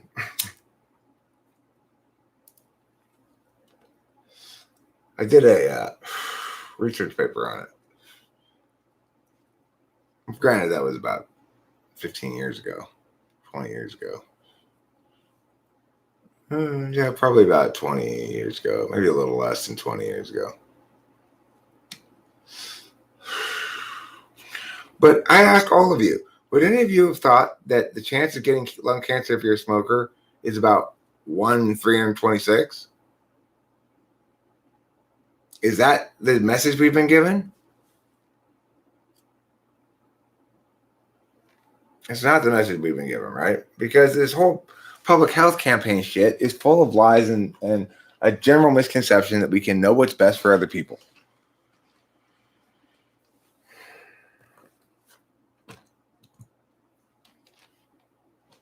Now, granted, that's much worse than, and that, remember, that's anybody who's gotten lung cancer and smoked even one cigarette in their entire life counts as a smoker who got lung cancer for smoking. Well, it's very high compared to 1 in 10,000, but it's pretty good odds if you're one random person in a group of 326 that you're not the unlucky one. And again, that assumes every cancer in every person who smoked even one cigarette in their lifetime their cancer was caused by cigarette smoking. So realistically, you're talking about a lower number than that.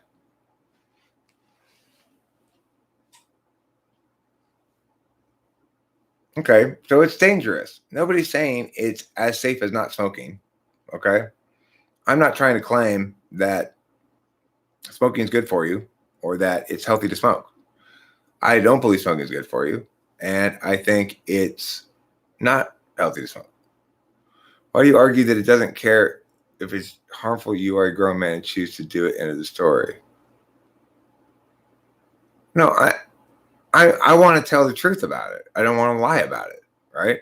It's important to note that we've all been deceived. You probably didn't really think that it was 1 in 326, and really more like probably 1 in 500. Where smoking actually causes lung cancer. You probably never would have guessed that. You would have said, probably 1 in 15, 1 in 20. It should matter to you that you were deceived. And you weren't even deceived directly. You were deceived by inference. So yeah, that should matter to you. Maybe it doesn't matter to me. Maybe it shouldn't matter to me whether it matters to you, but it does. It matters to me.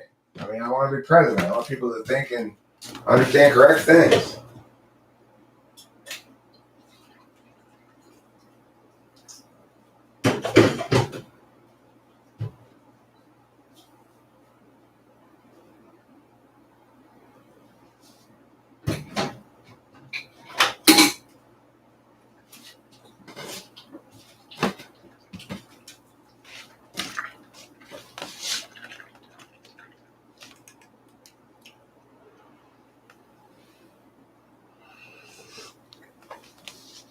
Who were you deceived by? You were deceived by goody two-shoe FI users who think that it's okay to bend the truth in favor of their desired ends, public health, right?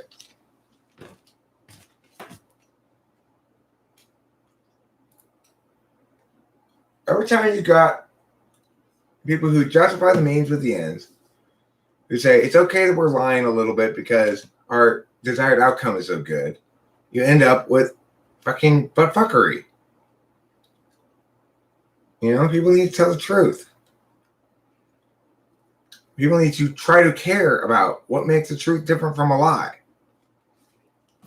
I gotta go get a soda or something from the fridge. I can't just drink coffee or get too dehydrated.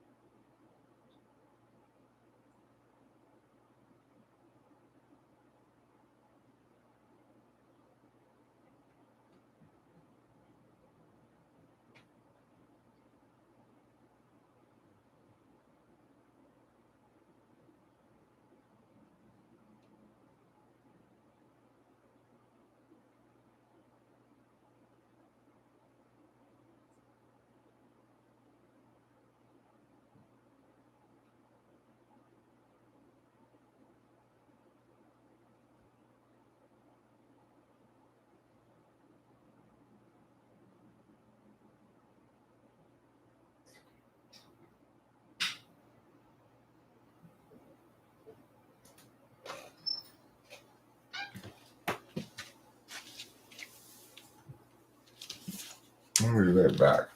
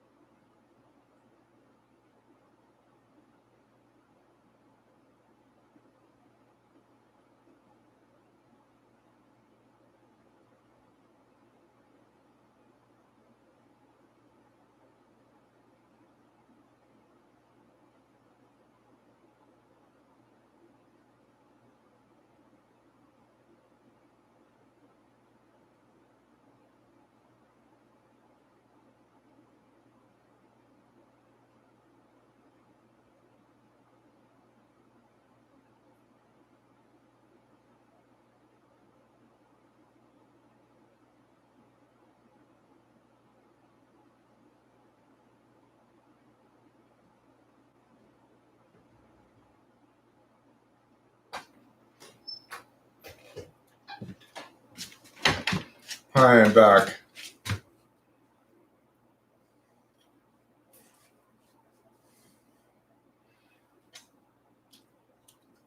Look, I mean, it's also true that it's a big difference, right? 1 in 10,000 non-smokers get it.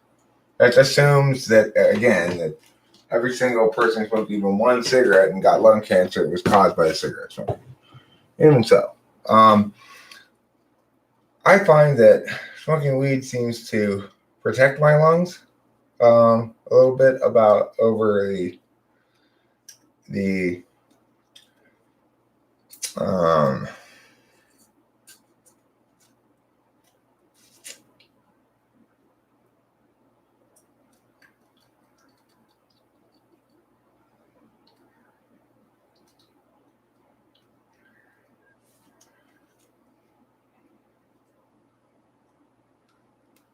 or the cigarettes. I gotta pee. I'm gonna use my penis this time. I've been experimenting with using different parts of my body to pee. My fingers, my butthole, my nose, my ears.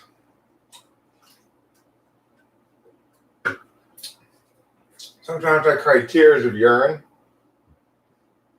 as a way of getting the urine out of my body. But I'm beginning to think this whole penis notion might be a good choice. Just sort of shoots right out of there into the sink here. Quite convenient fashion.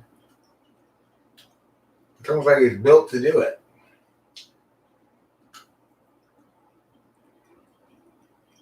It's like it's built for tough, maybe. That's what I'm thinking.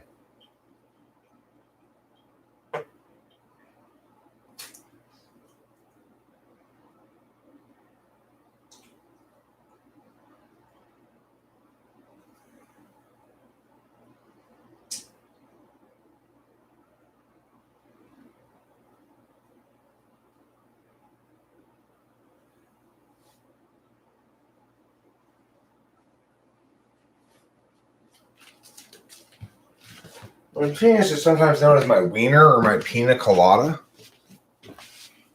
I don't know. You may have not heard those expressions before.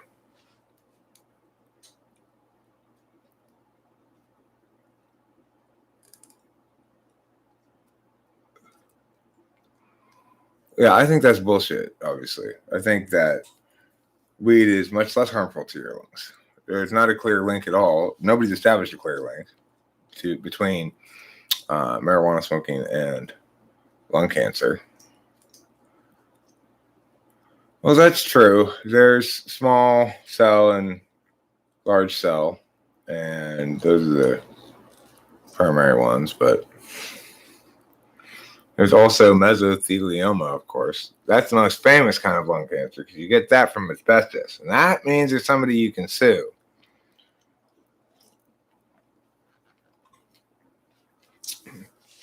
Well, CJ O'Connell, are you sure you're getting enough tar in your diet?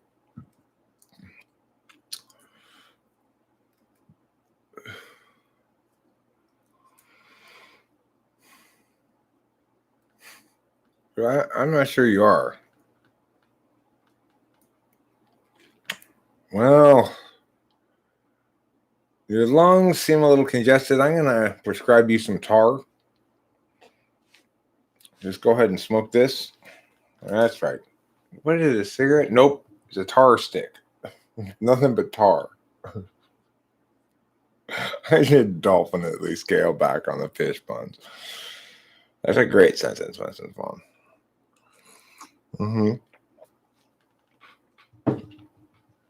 Right now, tar is the star on top of the food pyramid Christmas tree.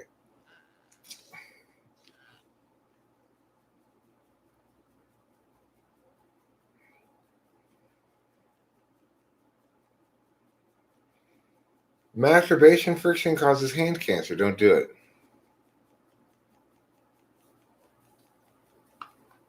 Sure, I'll find it.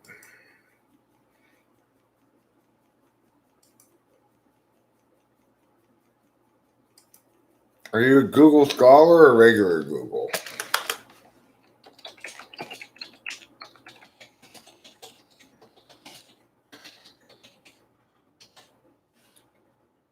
Also, what did you Google? I'll tell you what I'm Googling here. Link between childhood exposure to secondhand smoke and lung cancer in adulthood.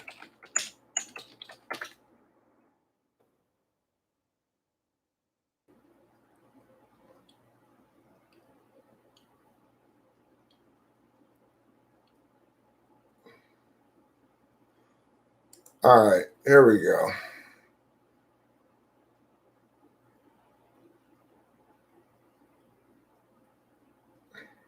This one combined smoking during pregnancy.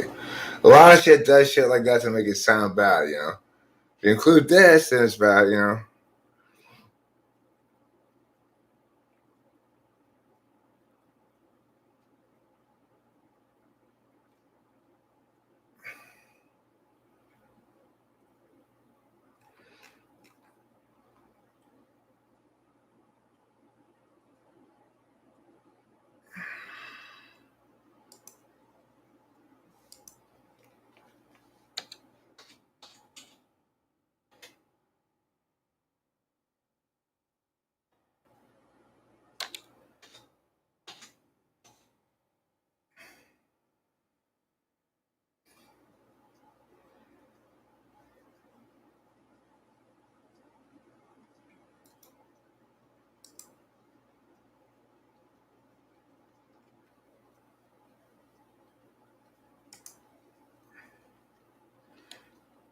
Mm.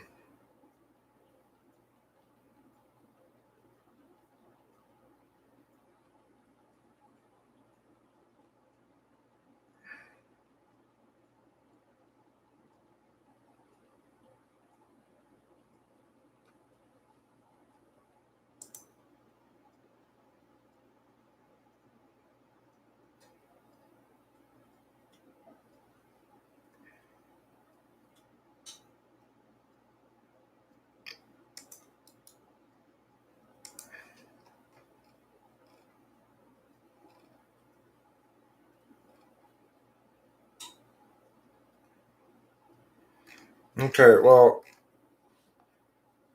here's the study. You can probably find it free somewhere, but I can't find it free right now. And the thing is, the study is, it says,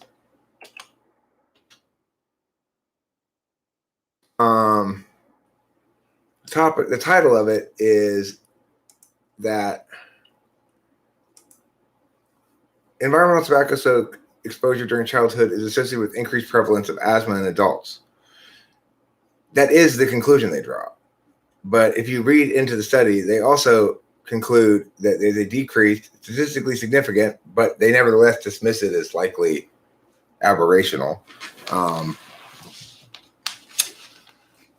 Decrease in risk of lung cancer in the same subjects, which is why they don't reference it, of course. Note that the title of this is not environmental tobacco smoke exposure during childhood is associated with decreased prevalence of lung cancer in adults, even though that's one of the conclusions they drew. Funny, huh? Funny.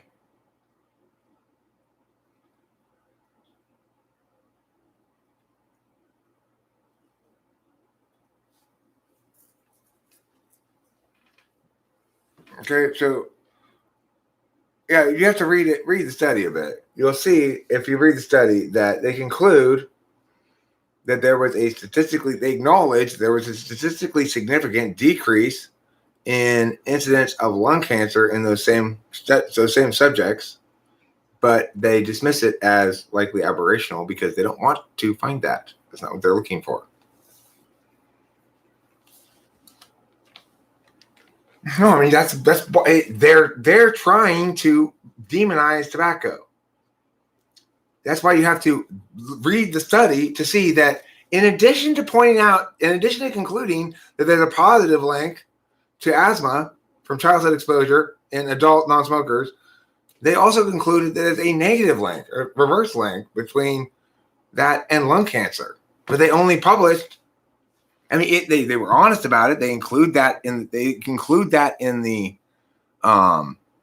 study. They didn't lie about it, fortunately.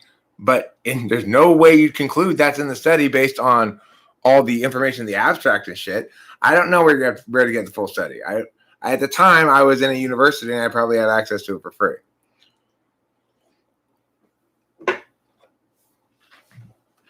So I can't help you there. I'm not going to buy it just to prove my point, but it's true.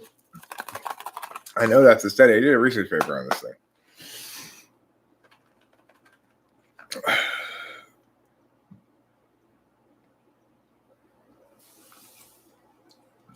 Shows you a lot, though, about the bullshit that goes on in the world, right?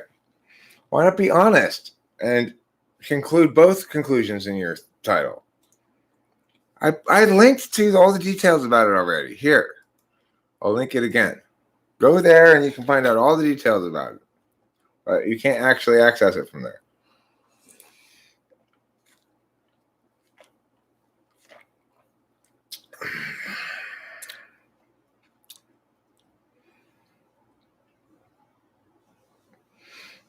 I mean, I would agree that sugar is the only dietary bullshit that has some legitimacy to it.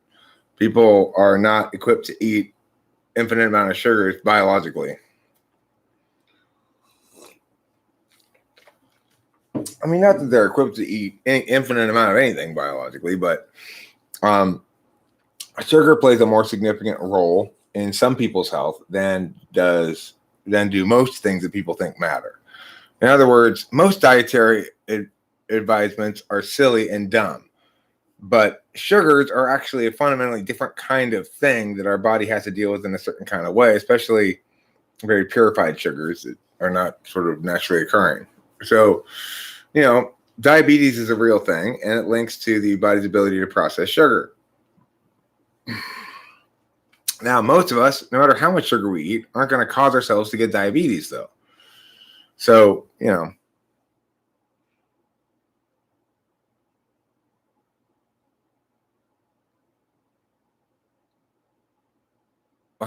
you have the full study? Get the full study first and go through all the methodologies and see what they say. I mean, if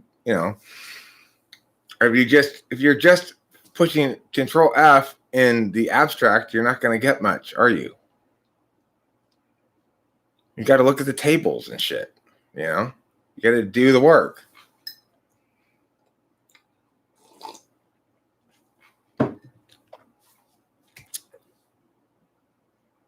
That's got to be the study, because I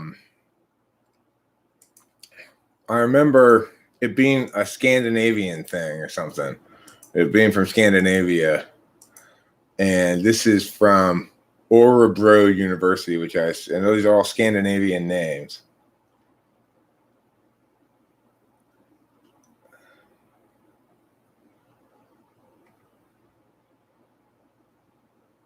Yeah, you got to look at the full thing.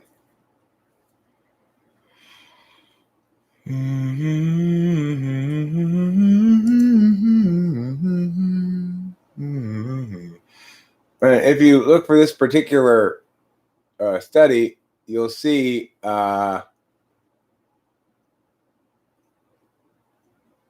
are two different studies with the exact same name.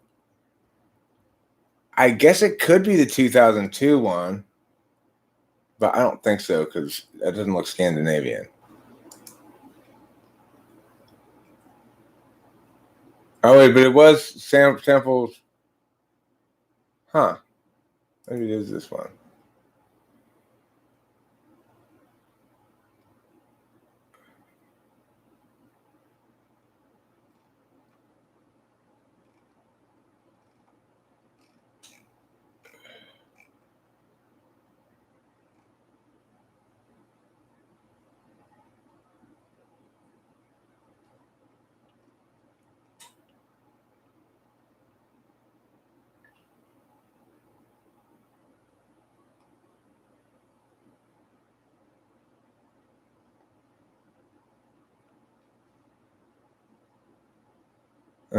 This is just a citation. This is like, it's like The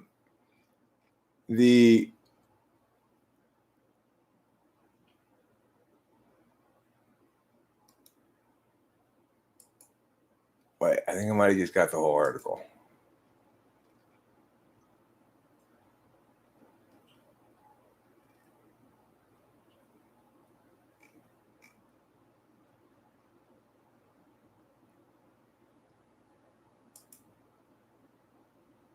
No, that's the same thing. It's not.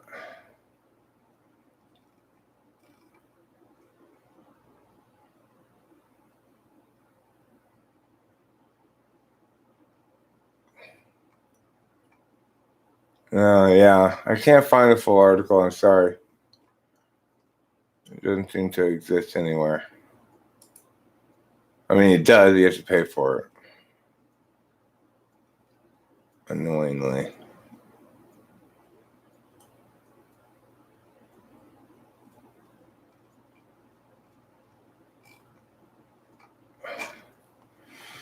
Well, what are you gonna do? Sorry, everybody, to get your hopes up. Get your hopes for a nice scientific study and then dash them on the slopes of failure.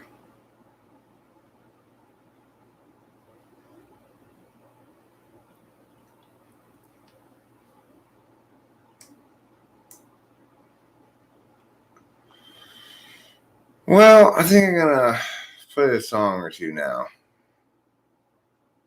Well, I don't think I did back in the day. I think I had access to it because of the university library. Is what I suspect. I don't remember actually, but I suspect that this seems like a reasonable explanation. Seems more reasonable than me having paid for it.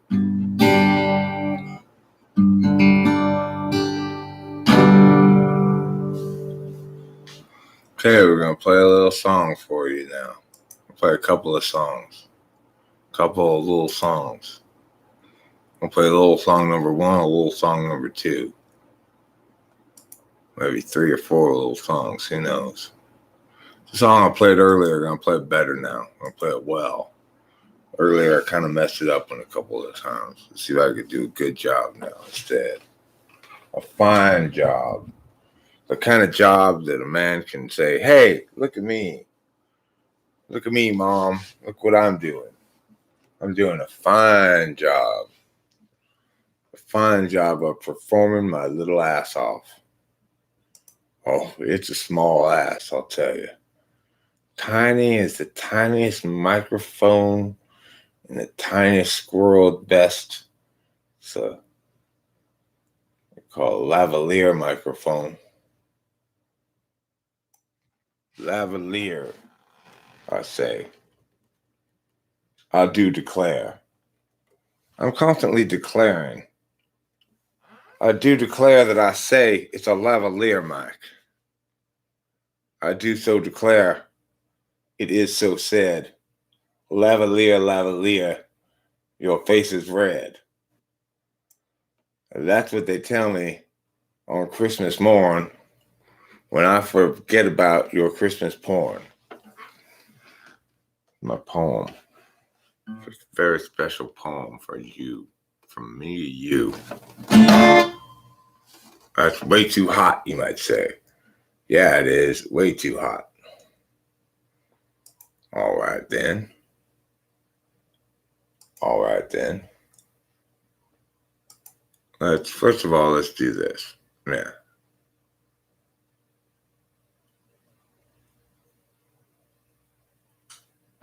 Oh, I see. Oh, I see. I better turn these down then.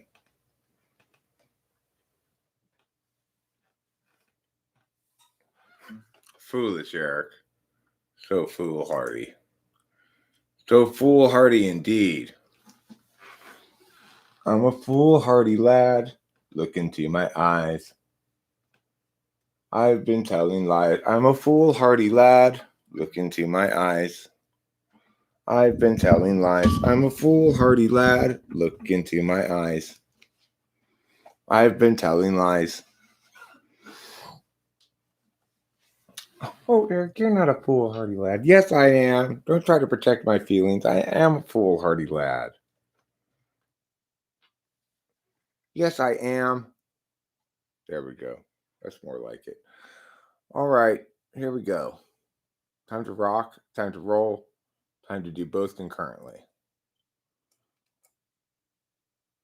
You can't rock and roll concurrently, Eric. That's crazy talk. Oh, yes, I can. You watch me. You just watch and learn, little missy. Watch and learn.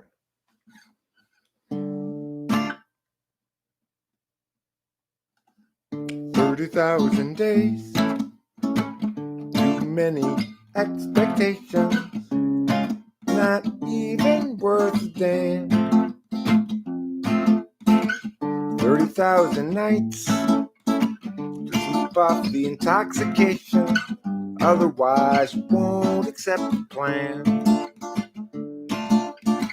I wasted half my days trying another way.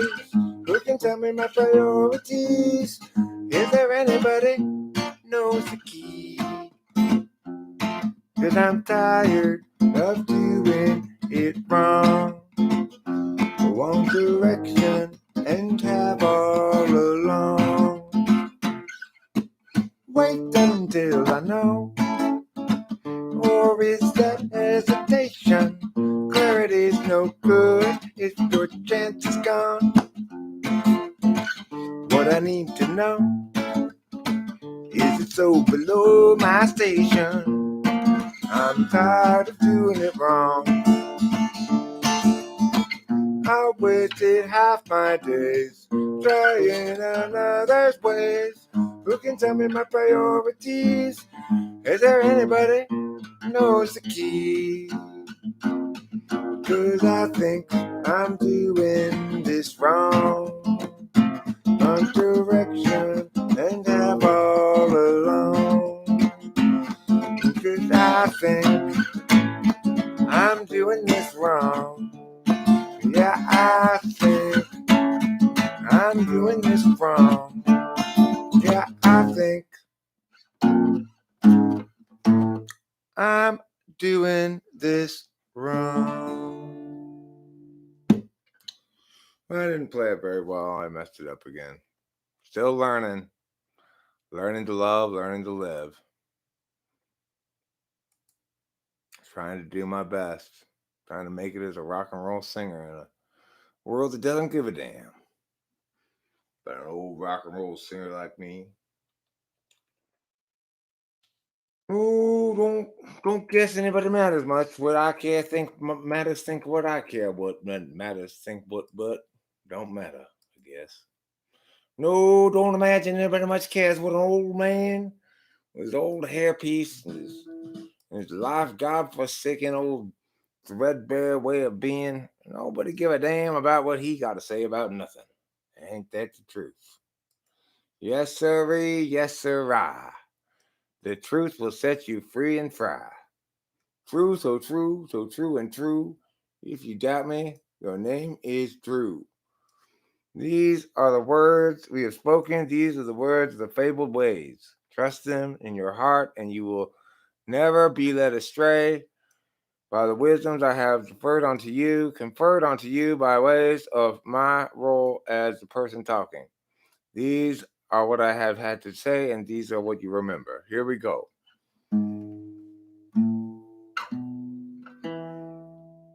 What's the matter with Chad? Is he terribly bad? Is he very like Dan? He's a terrible man. It's sort of like Bill, won't pay your bill. Sort of like Jack, he's checking the facts. What's the matter with Sue? Will she know what to do if they bring attitude? Will she show ingenuity? She talks about you whenever we go walking. What's the matter with Bren? It's living in sin. He should be hanging with Jim. He's looking terribly sin. What's the deal with Frank? Stealing fish from my tank. He's colluding with you, and they're talking to you. What's wrong with the ladies? What's the matter with men? From the feelings of Katie, to the coldness of Sven. They talk about you whenever we go walking. Pas at least better day, pas at least better day. We'll tell out the overwatered past. And who's ever left is still okay. Just tie the sails to the mast.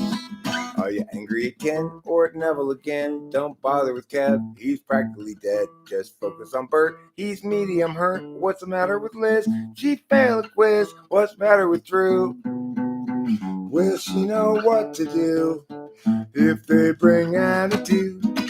Will she show ingenuity? She talks about you whenever we go walking. Pas at least better days, pas at least better days. Spit out the overwatered past. And whoever's left that's still okay. Just tie the sails to the mast. 'Cause each of us have much and gravely sinned. Throw up the hands, stiffen the chin. Catastrophe looms heavy overhead again. Time's gone will never be again. Only for advanced listeners. That's what this up next says. Abraham Hicks 2020. Only for advanced Abraham's listeners. Law of attraction. If you're not advanced, don't listen to that, okay? Now, if you're not listening to it, you must not be advanced. I think that goes without saying. Sure it does. Sure we feel that way. Of course we do. We feel wonderful about magic. Okay, let's see here. I'm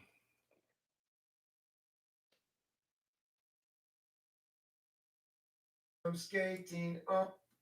Here we go. No good comes from skating on with them whom you've mistaken for the one.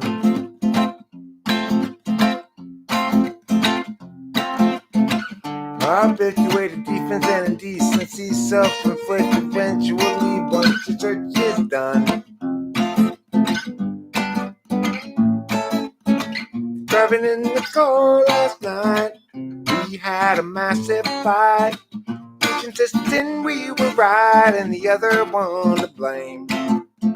So when you pulled that stunt, I screamed something awfully blunt. My words as wrong as they were dumb. I've earned my share of shame.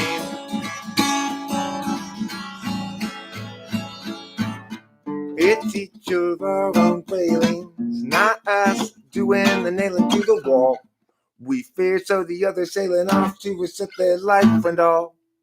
You can trust me, I can trust you, though neither trust ourselves much true. Love lies deep between you and me, at least about that we can both agree. Driving in the car last night, we had a massive fight. Each insisting we were right and the other one to blame. So when you pulled that stunt, I screamed, you're a worthless cunt. My words is wrong, they were dumb. I've earned my share of shame. My share of shame.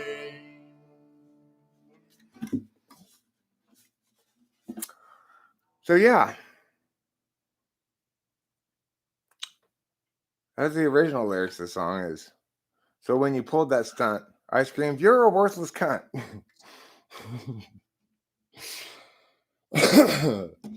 Which is true. I did at the time. Screamed that at her out the window as she stomped away from my car for no reason. She didn't like to answer my questions. She didn't like to be fair. She didn't think discourse could solve our problems. Well, she was right. Discourse couldn't solve our problems. But she was wrong about all the rest of it. It's like she really did nobody a favor by being so about stuff. Next, I'm going to play a song I wrote for her. It's a love song. If we're on the topic, I guess.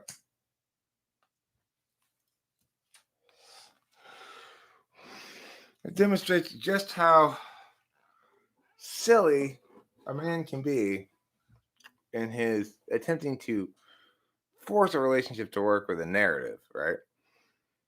The funny thing is, this song is also an attempt to defend against an anticipated narrative attack by her.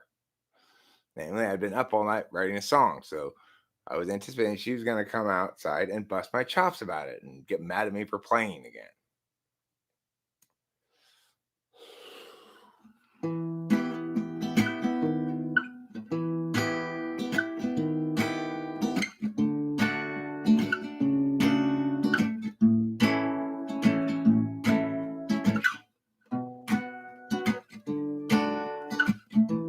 You come outside,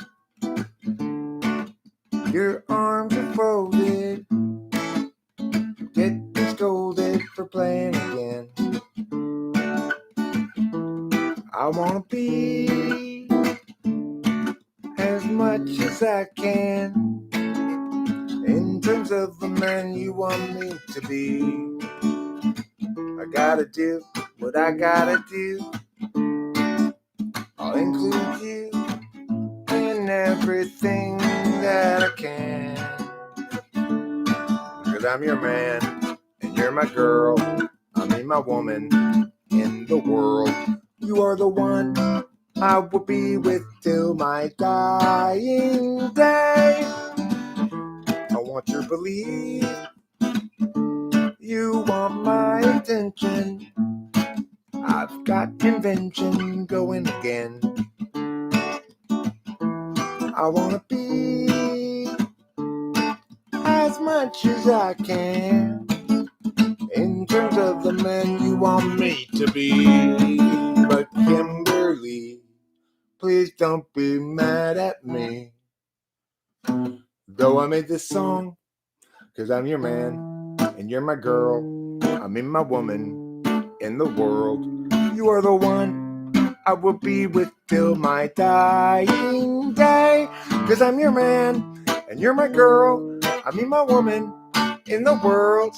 You're the one I will be with till my dying day.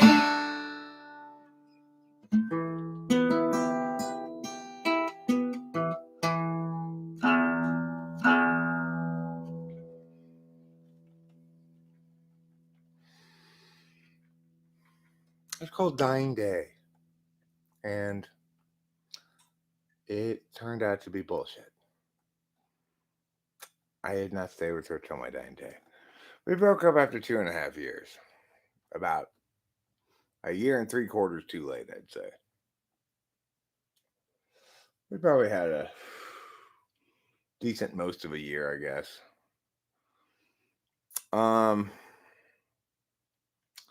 Okay, let's play another song now.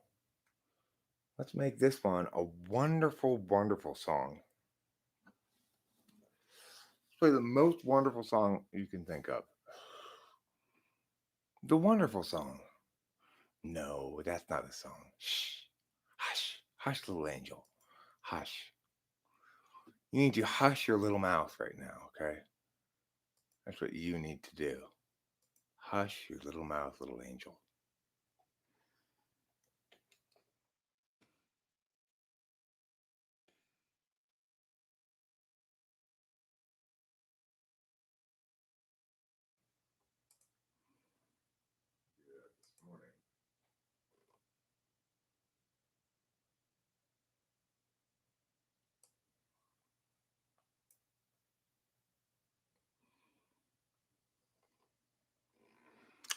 Okay, what's the big problem? Hey, Mateo Cases, what's going on? Ask you the question I always ask you and you never respond to. Are you in town?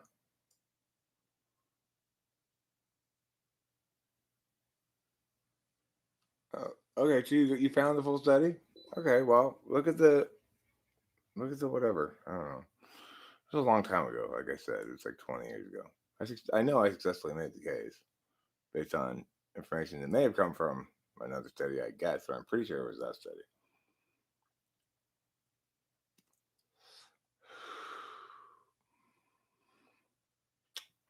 Matt Cates here is a special guy, important guy.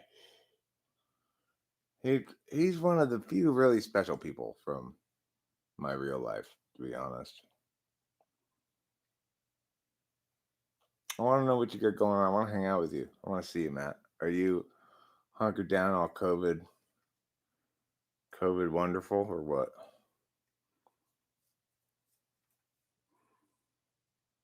What time did you get here anyway? Oh, interruption. I see. No, it's not Rachel's song now. Um,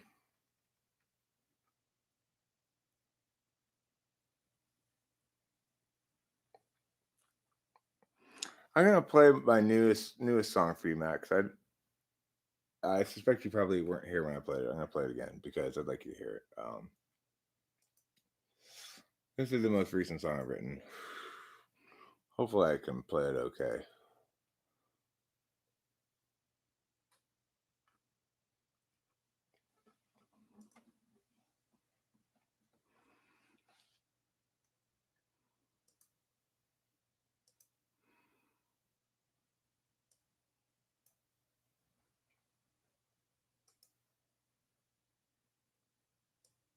Hi, Abraham. I noticed you. I'm sorry I didn't talk to you. Um, my bad. I'll be nicer. I'll be less douchey, I guess is a better way to put it.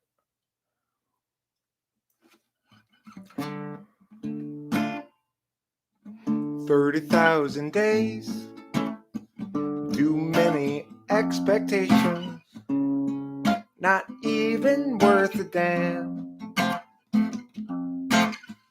30,000 nights to sleep off the intoxication, otherwise we won't accept the plan. I've wasted half my days trying another's ways. Who can tell me my priorities? Is there anybody knows the key? 'Cause I'm tired of doing it wrong. I want direction and have all along. Wait until I know. Or is that hesitation? Clarity's no good if your chance is gone. What I need to know is it so below my station? Or am I doing it wrong? I've wasted half my days trying another's ways. Who can tell me my priorities? Is there anybody knows the key? 'Cause I think I'm doing it wrong. Want direction and have all along. Yeah, I think I'm doing it wrong. 'Cause I think I'm doing it wrong. Yeah, I think I'm doing it wrong. Doing it wrong.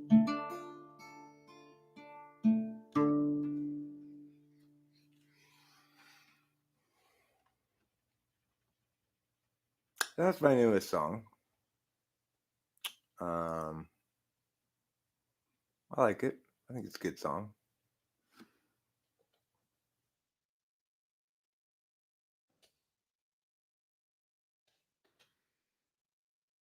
Here's another song I'm fond of. I like to play it periodically with my guitar and voice. It's called, I guess it's called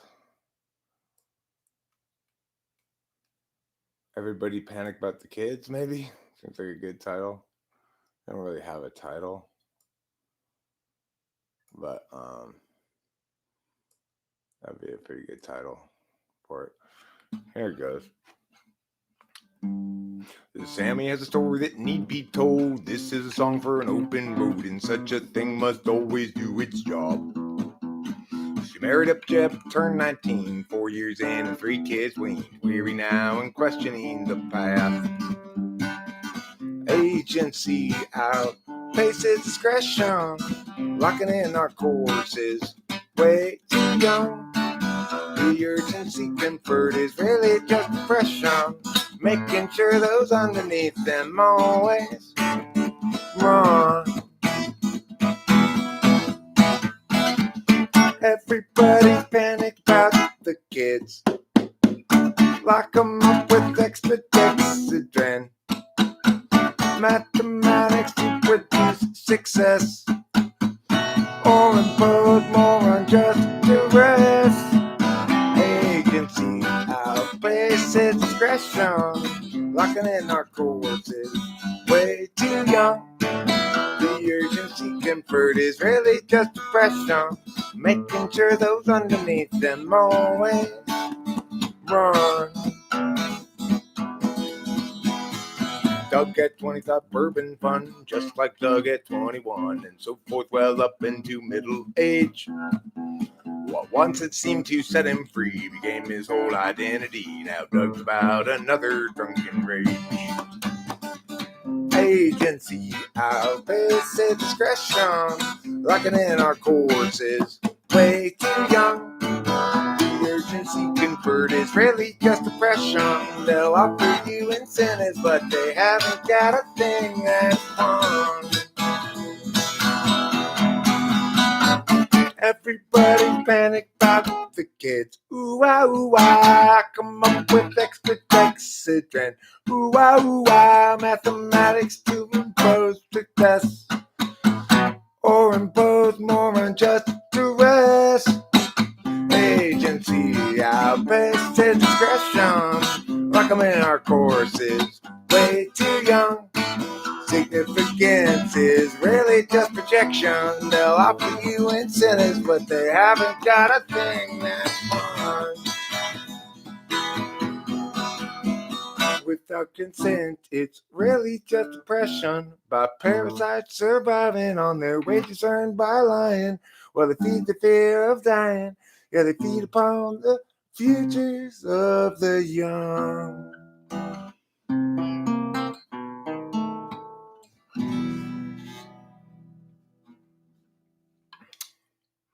Pretty good song. I like it. I think it works pretty well. Now I'm going to play another song.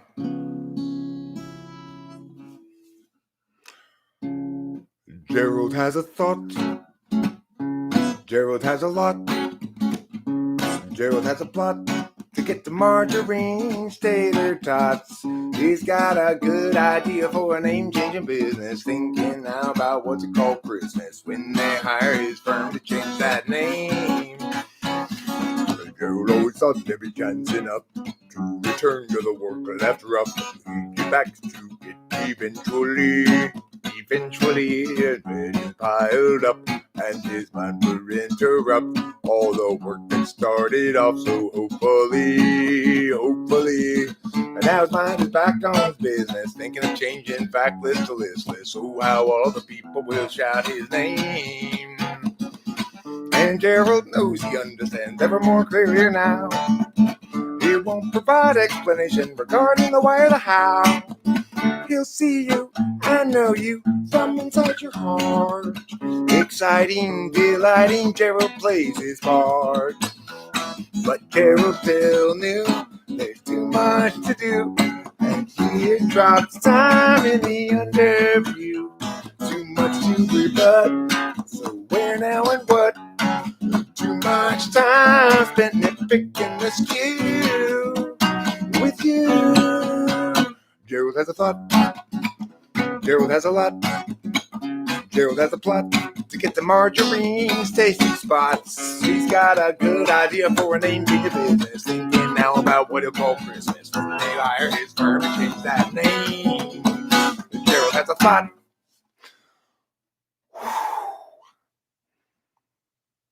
That's a little fast. A little faster than I normally like to play it.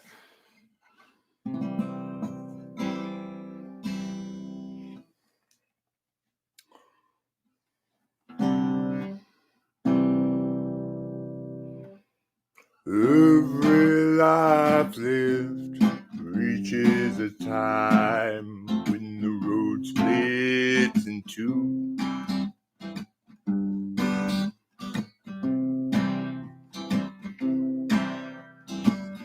There are times, dark times, times of despair, times when it's hard to feel good. That's when I look for that sack full of solvency and that satchel of helpful goods. Satchel of helpful goods. Satchel of helpful goods. Satchel of helpful goods.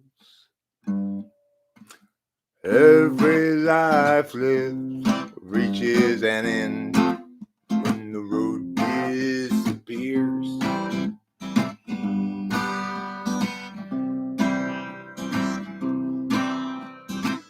When I'm there, will there be anybody else around? Will I travel all alone? That's when I look for my sack full of solvency and that satchel filled up with home, and that satchel of nothing but bones. Satchel of helpful goods. Satchel of helpful goods. Satchel of helpful goods. Satchel of helpful goods. Satchel of helpful goods. Satchel of helpful goods.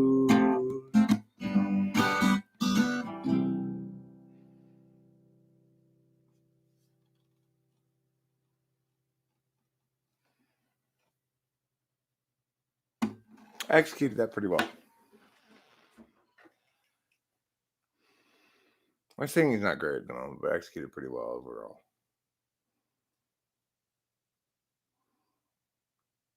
Mr. Cates, this is my phone number. Please text me.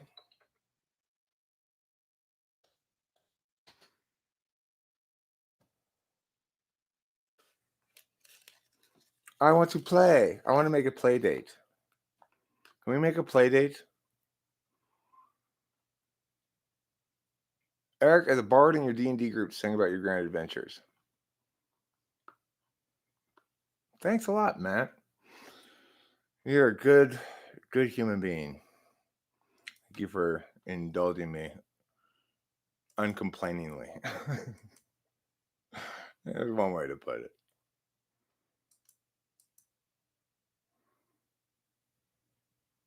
Save project as audio for thing. Yeah, I recorded the audio separately here on my hard drive, so if it came out good, I could put together a little live set, you know. You want to make a type talk date on Discord? If you want to have it, you want to make a video with me, your Huckleberry, we could do that soon, like right now, if you wanted to. We could do it in my one of my rooms, one of my peering rooms. But I really want to talk to Matt Cates right now more than anybody else. Not that I don't want to talk to you, but I want to figure out. He's in town. You're in town, you said, right? Where are you living? You're not living back at that place you were living before, are you?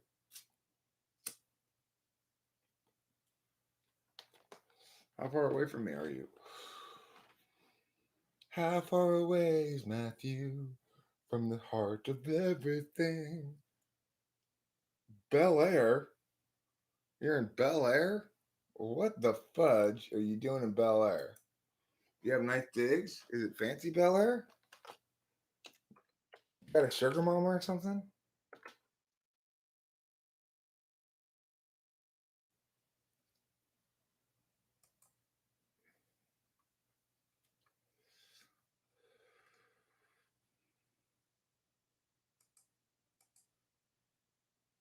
It's the whole story. I gotta hear it, dude. I gotta hear it. I gotta talk to you. Um, it's so great that you're here tonight. Really, seriously, it's. Uh, I talk about you sometimes. You know, I've got this INTP friend named Matt who blah blah blah blah blah. Recite the song. Here's a little story about how I've been down to upside down.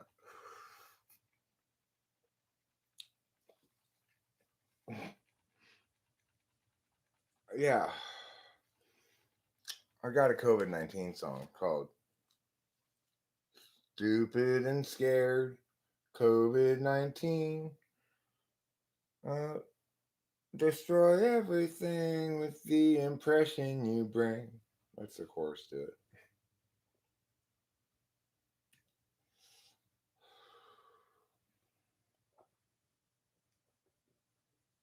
Yeah.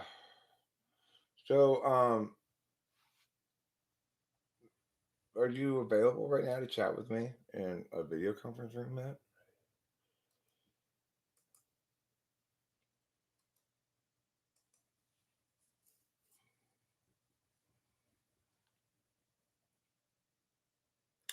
If not, I guess I'll talk to your Huckleberry. Okay, good. We can talk like at I don't know, like 4:30 Huckleberry. That's like in an hour if you're available. You can come to the same link here, okay? That's not the right link. Boo failure, boo, a boo failure, boo failure. You know, I know you are not very popular. Boo failure, boo, a boo failure.